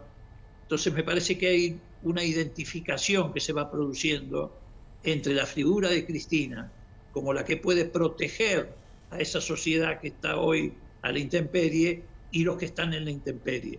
No se olviden ustedes además que esta Corte ya una vez el pueblo le dio un cachetazo, que fue con el fallo del 2x1. No es imposible dar vuelta a las cosas en la Argentina. Cuando el fallo del 2x1, las calles se llenaron. Está bien, fue un momento, un hecho muy específico, muy concreto, muy abarcativo, porque abarca a todo el sistema político, pero también eso hoy está en juego, porque en realidad esta condena a Cristina está reclamada por los genocidas que están con sed de venganza, por lo que llaman en el Clarín los lobos de Wall Street y el Círculo Rojo, que dicen, no, Cristina no solamente puede ganar la elección, ya como candidata desestabiliza la economía. Sí, la economía de ellos se están robando todo, pero no la microeconomía. Pero a ver, Leopoldo, en ese sentido te traslado algo que decía Zaffaroni hace un minuto aquí en QR. ¿No es un error victimizar a Cristina en este momento, cuando además dentro del propio peronismo hay una interna, hay una discusión? ¿No es un error ponerla en ese lugar y que se amalgame y que recobre una centralidad que, bueno, no digo que no tenía, pero que eventualmente es distinta a esta? Puede ser, sí, un error de quienes han imaginado esto. Lo que pasa que es también un deseo que es irrefrenable en estos grupos que quieren a toda costa venganza y sobre todo disciplinar y generar el ejemplo de aquí para adelante de que nadie puede meterse con ellos. Meterse con ellos significa meterse con ellos para beneficiar al resto de la sociedad. Entonces hay una cosa de odio irrefrenable que los hace actuar de esta manera, a punto tal de que están exhibiendo o exponiendo a la Corte como nunca, porque están pretendiendo que 3 tipos se pongan un uniforme, casco y dicten un mando, no una sentencia. Porque las proscripciones en Argentina, Pablo, no hace falta que haga historia con ustedes, pero es bueno recordarlo. Siempre es bueno. Siempre se originaron en gobiernos de fuerza. A Irigoyen lo juzgaron y también por defraudación al Estado, hoy lo recordaba Cristina en su discurso. Lo mandaron a la isla Martín García y aún peor, le metieron preso al defensor en la Penitenciaría Nacional para que no pudiera ejercitar la defensa. 15 años después, ese defensor de Irigoyen, un joven radical, fue el primer senador peronista en 1945, se llamaba Manuel Antilles. Y después lo hicieron con Perón, le hicieron infinidad de causas judiciales y le arrancaron o le sacaron hasta el grado militar. 18 años después le repusieron el grado militar y se anularon todas las causas. Pero lo que pasa es que en el medio ocurrieron las cosas que ocurrieron. Del 30 al 45 con el irigoyenismo, recién en el 45 el pueblo recuperó la capacidad de salir del fraude y en los 18 años de proscripción del peronismo, ya lo sabemos, muertos, fusilados, bombardeos, desaparecidos, etc. Ahora, ¿qué quieren? Que la Corte se haga cargo de esto. Como se cayó ficha limpia y la política no hizo lo que ellos querían, me refiero a estos poderes fácticos, ahora quieren que esta Corte, que es la más chica del mundo, la más pequeña del mundo, haga por ellos el trabajo sucio. Habrá que ver si la Corte se anima a hacer ese trabajo sucio. Leopoldo, muchísimas gracias como siempre. Un gran abrazo. Gracias a ustedes, que les vaya muy bien. Que estés muy bien. Ya está Leo Grosso con nosotros. Hola, Leo. ¿Cómo están? Gracias por estar acá. Gracias a ustedes. Fuiste muy importante en la construcción de la escena de hoy, en el acto. Tuvimos suerte, dijo Cristina. No hay casualidades. Eso era el cruce de esquina de la historia y la coyuntura, exacto, digamos, ¿no? Exacto. Pero me refiero porque nunca había habido un homenaje a las víctimas del fusilamiento de José González en San Martín. En el PJ Nacional, o sea, en San Martín se hace siempre. Yo soy de Suárez, de San Martín, claro. Y entonces es parte de mi vida, digamos, el homenaje a los compañeros fusilados. Pero nunca había habido un homenaje en el PJ Nacional a los fusilados, y fue algo que nosotros veníamos hablando con los distintos familiares, y bueno, cuando Cristina llegó al PJ Nacional apareció la posibilidad de armarlo, y ahí empezamos, de a poquito. En marzo estuvo Guado en una actividad que hicimos en San Martín, del espacio político que yo participo ahí en el distrito. Y los familiares lo agarraron y le propusieron a él también y me agarraron a mí, bueno, nos comprometieron a todos y así empezamos a organizarlo. Cuando entró Cristina, lo primero que me dijo es: no nos imaginamos que esto iba a ser así, tan grande, porque la verdad es que habíamos pensado un homenaje más pequeño, más tranquilo, con Cristina, por supuesto, con los familiares. Hubo una muestra de fotos adentro, atrás de donde está hablando Cristina, ahí en la puerta hay una placa que se colocó, pero que por la cantidad de gente que hubo no la pudimos inaugurar, pero está ahí colocada la placa. Y en una parábola de la historia, en un hecho político que nosotros hacemos para recordar a los compañeros fusilados, pero para denunciar que la política de la oligarquía en la Argentina, de los grupos económicos, de la derecha de este país, siempre ha sido silenciar, acallar, fusilar, proscribir, eliminar al adversario, digamos, ¿no? Y en una parábola de la historia, este homenaje cae ante una inminente amenaza de proscripción de Cristina, que es hoy, casualmente, la adversaria más importante que tiene enfrente este gobierno, que no es un gobierno poco autoritario, digamos, es un gobierno bastante autoritario y déspota, y que lo estamos viendo con la represión, el sábado con lo de Juan. ¿Vos crees que el gobierno está detrás del intento de...? Todos dicen que no, pero viste que es como las brujas, no existen, pero que las hay, las hay. Yo creo, y recién le recordaba en un contexto distinto a este, le recordaba a un periodista y le decía, el general Valle, cuando fue fusilado, que es el 12 de junio, también en la misma, fue el líder de esta revolución que hoy reivindicamos en el PJ, de este intento de restauración de la democracia. Cuando fue fusilado escribe una carta y se despide, y en esa despedida dice, bueno, ustedes con estos crímenes, con estas torturas, con estos fusilamientos, no van a poder ocultar el oprobio que le están haciendo pasar al pueblo argentino, ¿no? Los desastres del modelo económico de la dictadura de Rojas y Aramburu. Y bueno, yo creo que en el fondo hay como una intención de ocultar. Este gobierno tiene los tiempos finitos. O sea, los dólares se le acaban, ahora están buscando los dólares del colchón, y la situación está jodidísima.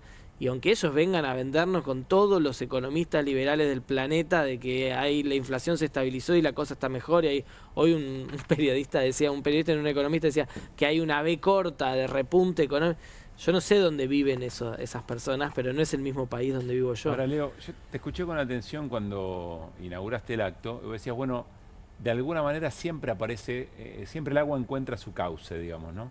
Y puede haber momentos y puede haber dificultades, pero en algún momento, eventualmente, siempre aparecerá. El río, sí. Bueno, hay una pregunta de fondo, que es si, mismo como síntoma la llegada de un presidente como Javier Milei, si efectivamente es parte de los reflujos habituales de la política o de la vida, de la historia de la política en la Argentina, o si en realidad hay una suerte de reseteo de la política.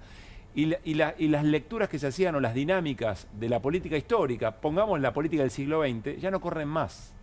Que en definitiva termina siendo la pregunta por si eventualmente la pone en presa Cristina y no pasa nada. No, va a pasar y muchas cosas. Eso primero que quede claro, y el que avisa no traiciona. Le gatillaron en la cabeza, Leo, hoy. Bueno, y le gatillaron en la cabeza, y al otro día, más allá de un montón de cosas, había una Plaza de Mayo rebalsada de gente diciendo, muchachos, siguiente, hasta acá. Y al día siguiente, yo era diputado en ese momento, vergonzosamente, los diputados del PRO, que hoy son justo los que más duros estaban, son los que son los libertarios ahora, negando, nosotros proponíamos un repudio, un límite, una cosa de abrazo a la democracia fuerte, y los tipos negando. Pero bueno, eso después tiene sus bemoles.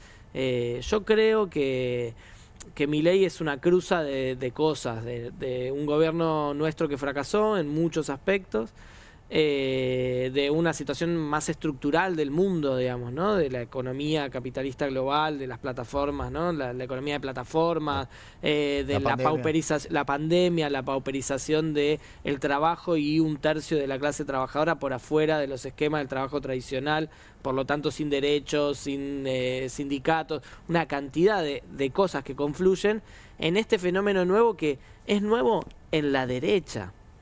porque fue el partido militar durante años, porque fue el partido judicial, porque buscaron meterse adentro del peronismo y construyeron el neoliberalismo con Menem, porque después encontraron a De la Rúa, porque después lo tuvieron a Macri, y fue fracasando esos intentos, y ahora encontraron este tipo. Yo creo que en esa dirección.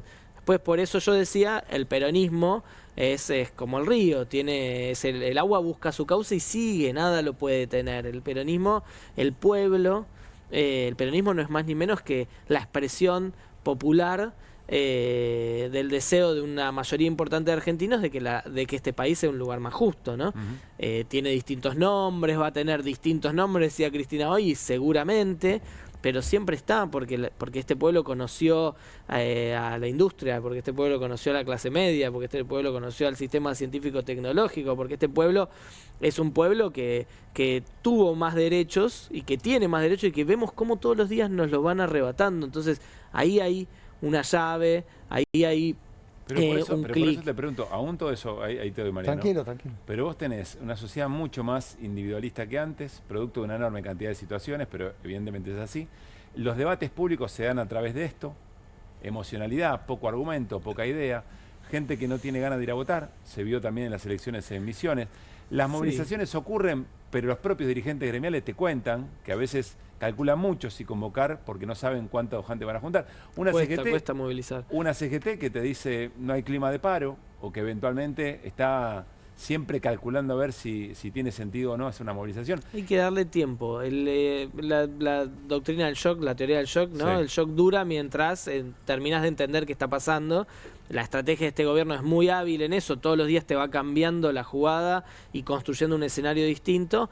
Y vos ves como todos los sectores de alguna manera empiezan a reaccionar de a uno, de a otro, de a otro. Hoy lo único que articula todo podría ser los miércoles de nuestros jubilados, que se bancan los palazos y que terminan siendo el punto de referencia de todos los que queremos movilizar para enfrentar a este gobierno. Después de ese proceso, además, apareció un incipiente ordenamiento del peronismo. La candidatura de Cristina generó las reuniones y los espacios que no había con Kicillof, con el resto de los espacios, para empezar a ordenar, y ahora estos tipos empiezan con que te quieren cortar esa salida política electoral que le podríamos dar a esta crisis o a la sociedad la sociedad votando a Milei que nos puso un corrector a nosotros, digamos, ¿no? De alguna manera fue como, es un corrector al peronismo que venía gobernando. Bueno, hay que construir esa salida porque es institucional, porque es democrática, porque es, por suerte, el mecanismo que encontró el pueblo argentino después de la crisis del 2001 para ir construyendo, para ir mostrando su voluntad. Mariano. Decís que hubo un correctivo para el peronismo y hace un rato nosotros pasamos un tramo de lo que dijo Cristina hoy y Cristina habló de escuchar, de escuchar lo que pasa. Ahí es donde creo que es la clave de lo que el peronismo, en lo que el peronismo estuvo fracasando en los últimos 10 años, para decirlo de manera, la última década. El peronismo escuchó lo que le pasaba a la sociedad, prestó atención, se dio cuenta que seguía hablando del aguinaldo, las vacaciones pagas y ya el 30% de la sociedad está registrada y el otro 30% la está pariendo, el 40% la está pariendo por otro lado. Sí, nosotros fuimos parte de esa discusión importante adentro del peronismo también, porque los movimientos sociales venimos planteando la UTEP y la sindicalización de los trabajadores de la economía popular que quedan afuera.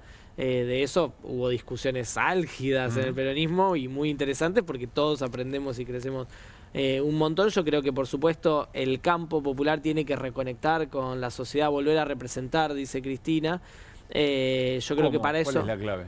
No, yo creo que es escuchar, es organizar, es dejar de pensar al partido o al espacio político nuestro como un espacio electoral y nada más. No, nosotros somos un espacio político. Yo quiero transformar la Argentina, no quiero ganar elecciones. Si ganar elecciones me sirve para transformar la Argentina, puede ser. Hay que ganar elecciones. Somos un partido que desde el Estado se plantea, pero también hay que organizar a los sindicatos, también hay que organizar a los movimientos sociales, a los estudiantes, hay que hablar con la sociedad, hay que acompañar a los jubilados. ¿Cuál es la tarea de un militante ahora? Lo decía Cristina en el salón, en el acto de hoy. Es acompañar a los que están sufriendo. Acompañar a los que están sufriendo no es una palmadita, es acompañar en la pelea para que abandonen esa situación de sufrimiento y se transforme en una situación de avanzada de los sectores populares. Eso es lo que tiene que hacer la militancia. Si la militancia hace eso, la alternativa popular aparece.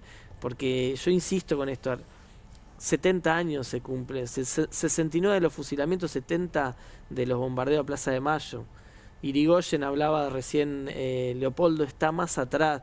Es mucha historia de un pueblo que ha peleado por sus derechos, que ha conquistado derechos. Argentina tiene una nota distintiva con respecto a sus hermanos latinoamericanos, junto con Brasil también, porque característicamente ha tenido un pueblo que ha peleado para empujar otro modelo de país que no es el que le sirve a 4 vivos, que son los de la Argentina agroexportadora o ahora de la Argentina financiera.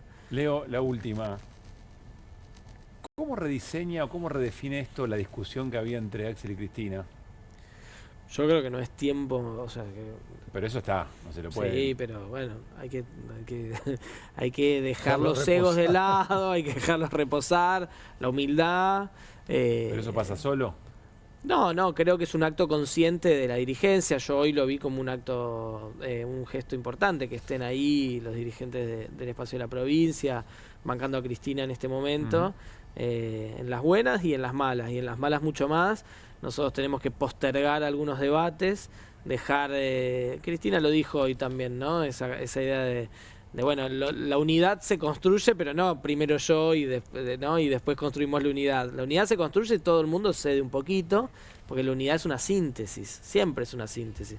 Y me parece que esa es la tarea, y cualquier dirigente que se digne de tener la conciencia de lo que está pasando hoy en la Argentina, porque yo insisto, la cosa está jodida para la gente, no para los dirigentes, ¿no? Cristina decía, hay que dejar un país cómodo para la gente, no para los dirigentes. Bueno, ahora la cosa está jodida para la gente, no para los dirigentes. Los dirigentes llegan a fin de mes, comen, vuelven a su casa. La gente la está pasando mal.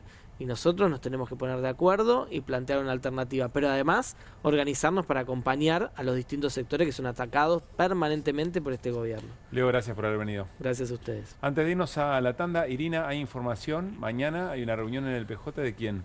Hay reunión en el PJ, es el bloque de senadores de Unión por la Patria que se reúne con Cristina Fernández de Kirchner, con la presidenta. Reunión de Cristina con senadores. Sí, con senadores de Unión por la Patria, 10:30 de la mañana. El bloque. Del bloque. Recién Leo hablaba de la coordinación y de esto que empezamos a ver que se está armando. Y se hace la comparación permanentemente con lo que pasó después del atentado a Cristina, ¿no? Que esto del si la tocan a Cristina, qué quilombo se va a armar, no sucedió.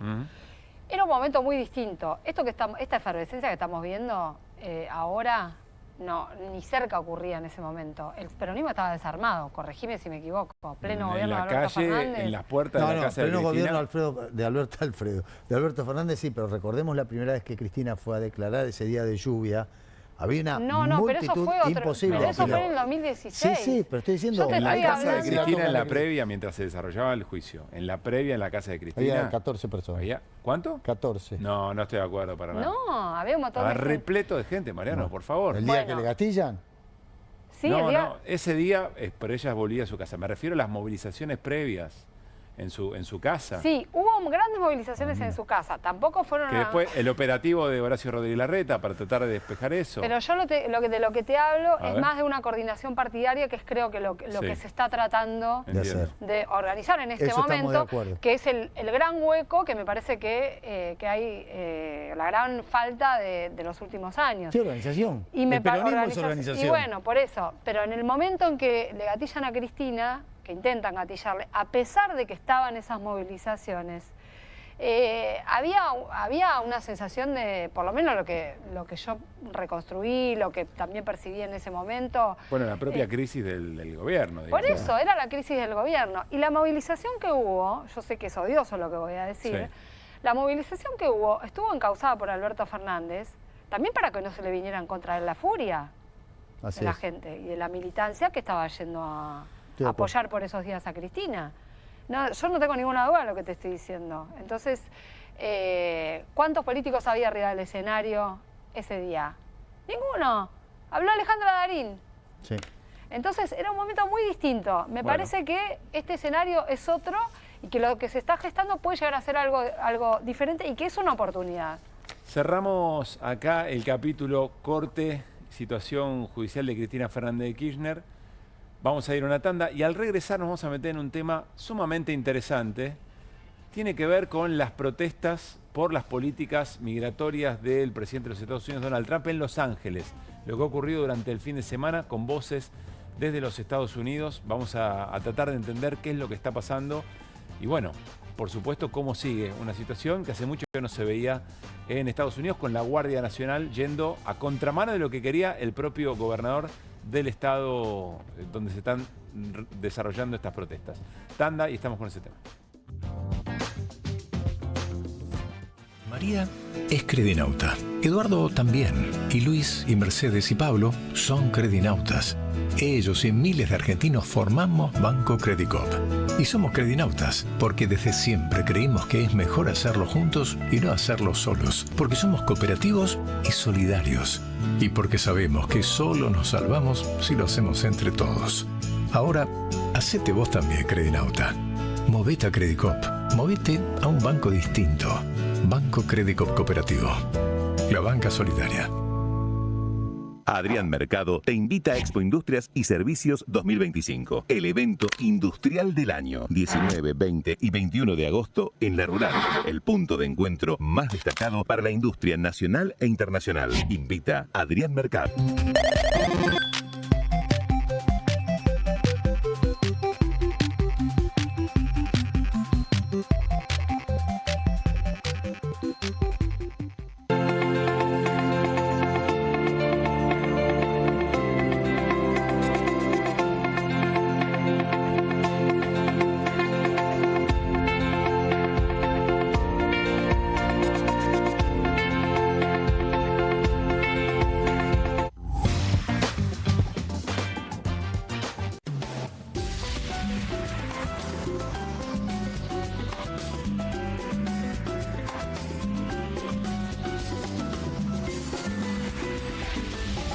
Por favor, profesor.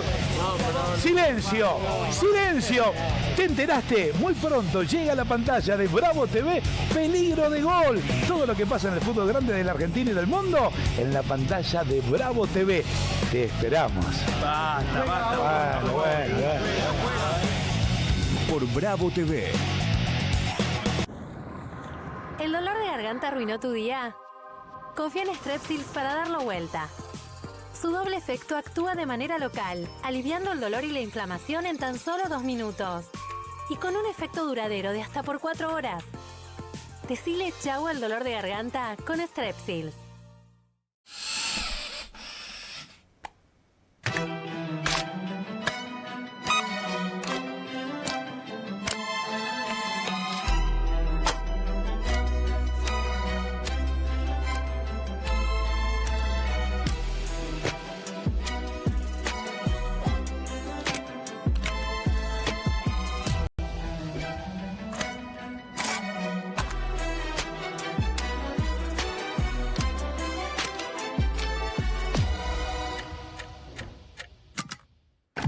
Ponele Filco. Nueva Saladix extra picante. Posta, picarán más que las otras.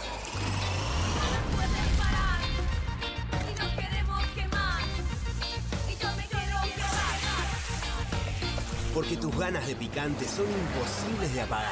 Nueva Saladix extra picante. En casa lo cuido yo. Y afuera lo protege Spadol. Porque la mayor cantidad de infecciones ocurren a través de las manos. Y solo Spadol con su fórmula superior te provee de 12 horas de protección, asegurándote que tu familia permanezca protegida y vos sin preocupaciones. Spadol, protección que te acompaña. Polenta. ¿Pobre? Pobre el que no la probó nunca. Martes con queso, viernes con estofado. Pobre la ollita de la abuela que tira y tira y tira. Presto Pronta. Pobre quien se la pierda. Salimos a la calle a probar la nueva fórmula de Vanish. ¿Quién me ayuda a manchar esta remera con algo que no salga con nada?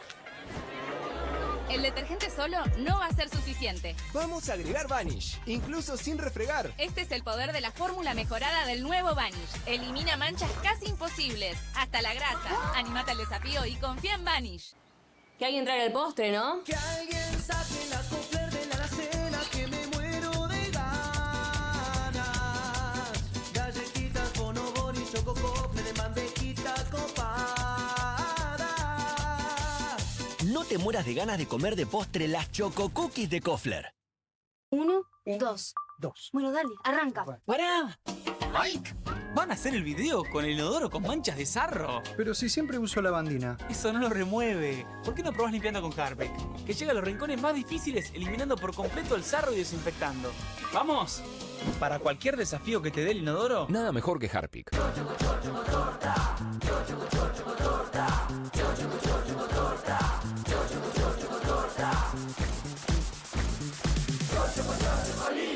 Chocolinas cumple 50 años. Sigamos festejando juntos. No te compartas los datos del celu. ¿Salís? Conectate al ahorro. Con Telecentro Wi-Fi prepago podés tener el giga más barato para usar internet fuera de tu casa. Conseguilo en Mercado Pago y disfrutá 10 gigas desde 699 pesos. Telecentro, conectando con vos.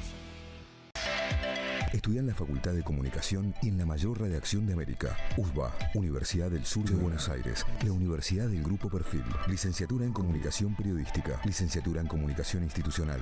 Títulos con reconocimiento oficial y validez nacional. Inscribite a las reuniones informativas en universidad@perfil.com. Aprende comunicación dentro de un medio de comunicación. USBA, Universidad del Sur de Buenos Aires.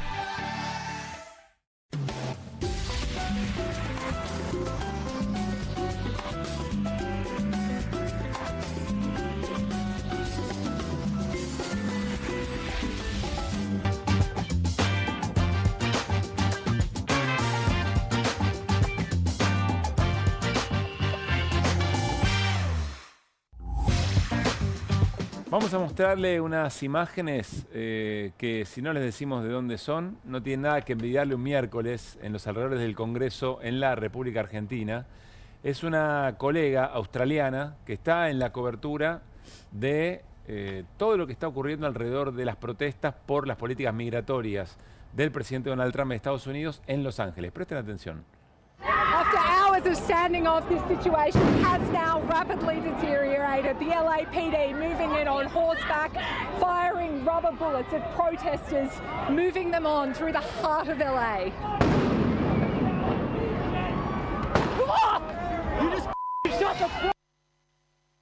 Si prestan atención, hay una formación de policías que en un momento, el último de la fila gira, no sé si podemos llevarlo hasta ese momento, gira y le apunta directamente a la colega, insistimos, una colega de la prensa australiana que estaba, miren el último, ahí se da vuelta y le tira. Impresionante, insisto, ¿no? Nada que envidiarle, ¿no? A los protocolos por estos pagos, pero es una situación muy, pero muy brava. Está en línea Beto Arcos, es periodista en Estados Unidos. Beto, soy Pablo Caruso con Irina Hauser y Mariano Hamilton en QR, aquí en Bravo TV, en Buenos Aires, Argentina. Saludamos. ¿Cómo estás? ¿Qué tal, Pablo? Muy buenas noches desde Los Ángeles. Estamos en una situación muy, muy triste y muy complicada por muchas razones. El viernes pasado hubo una serie de redadas contra inmigrantes a cargo de la policía llamada ICE, que es la Policía Federal que, digamos, que hace redadas recogiendo, arrestando, deteniendo inmigrantes indocumentados. Fueron a diferentes puntos de la ciudad y tan pronto hicieron su trabajo, empezaron las protestas. La gente, obvio, familiares, amigos, gente que pues se sintió afectada, empezaron a salir a las calles y de repente se fueron al centro de la ciudad, a donde tenían detenidos a muchas de esas personas. Y quiero decirte que fueron, en muchos de los casos, y como es común hoy en día, es que arrestan y detienen a las personas y las personas no tienen absolutamente ningún derecho a ver a un abogado, a nada.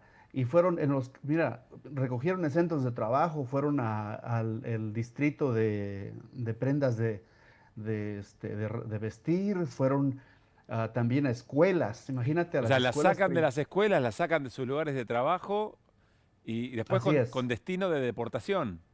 Sí, y no tienen ningún derecho, no pueden decir, a ver, ¿dónde está una carta que me diga que voy a ser arrestado? ¿O dónde está un papel, algo legal que me diga, mira, está tu nombre aquí, eres indocumentado? Nada de nada. Se llevan a la gente Y bueno, ha habido muchos casos, como ya lo han sabido en otros medios, lo han reportado, que han detenido hasta ciudadanos de este país.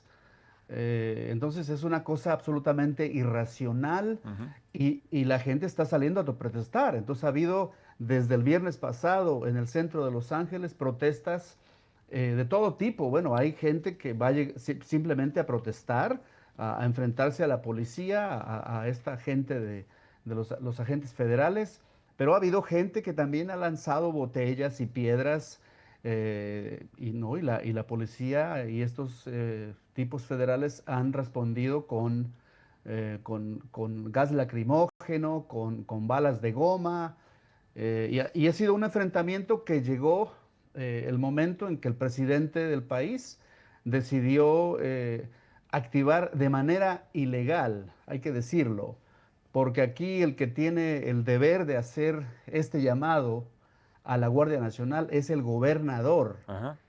Y el presidente tiene que consultar con el gobernador para activar la Guardia Nacional. ¿Y el gobernador del estado no hizo ese pedido, no hizo esa solicitud? Absolutamente no, no y no, porque no es necesario, porque la ciudad de Los Ángeles tiene una fuerza policíaca de más de 700 efectivos, suficientes para lidiar con una protesta de 100 personas, ¿me entiendes?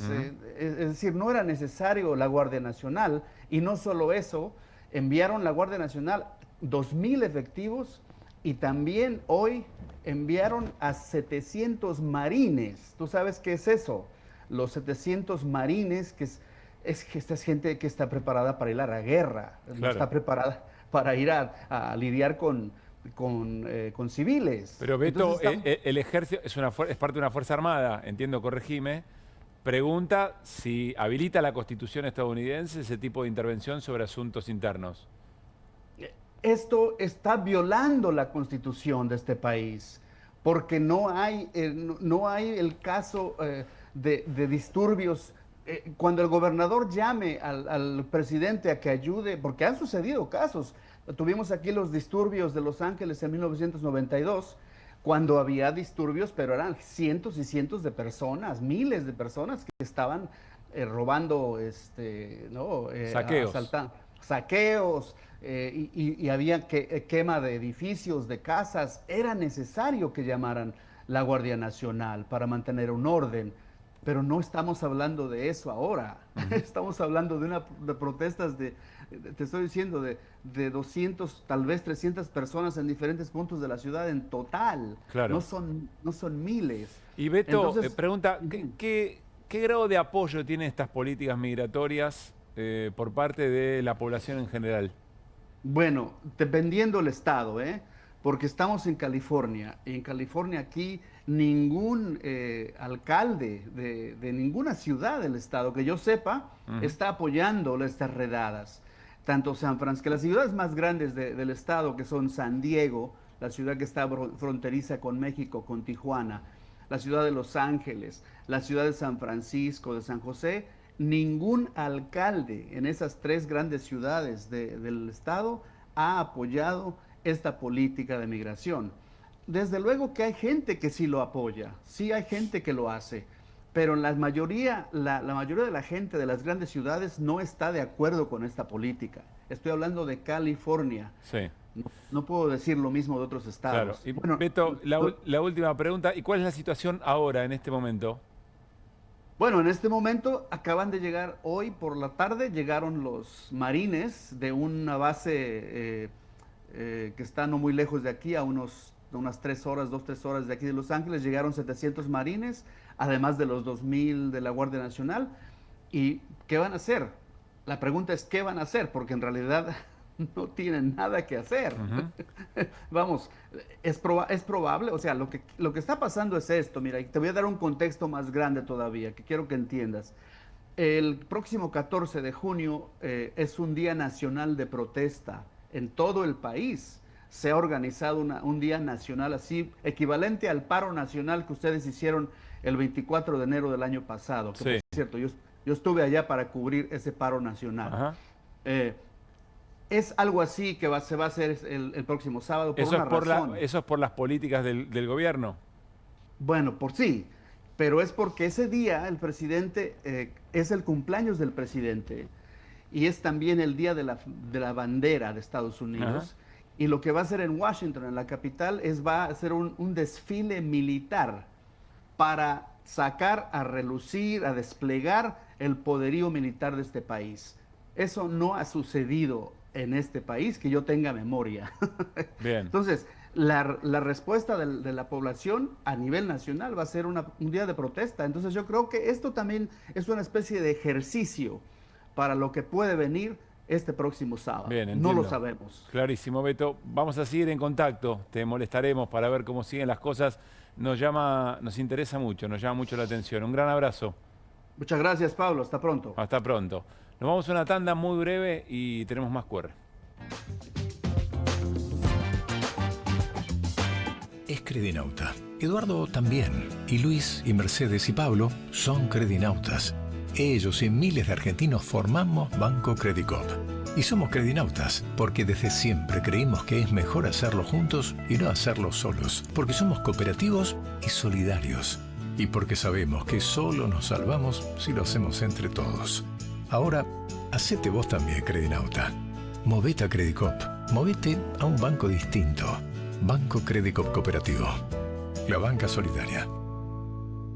En Pilar contamos con Mimuni, nuestra herramienta digital de atención ciudadana para solicitar turnos, realizar trámites y gestionar reclamos de manera ágil y cercana. Descárgate la app o chatea con nosotros por WhatsApp a través de 11 52 38 68 64, las 24 horas del día. También podés acercarte a cualquiera de nuestros puntos Muni de lunes a viernes de 8 a 18 horas y los sábados de 9 a 15 horas. En Pilar seguimos acercando el Estado a todos y todas las pilarenses. Pilar presente con futuro.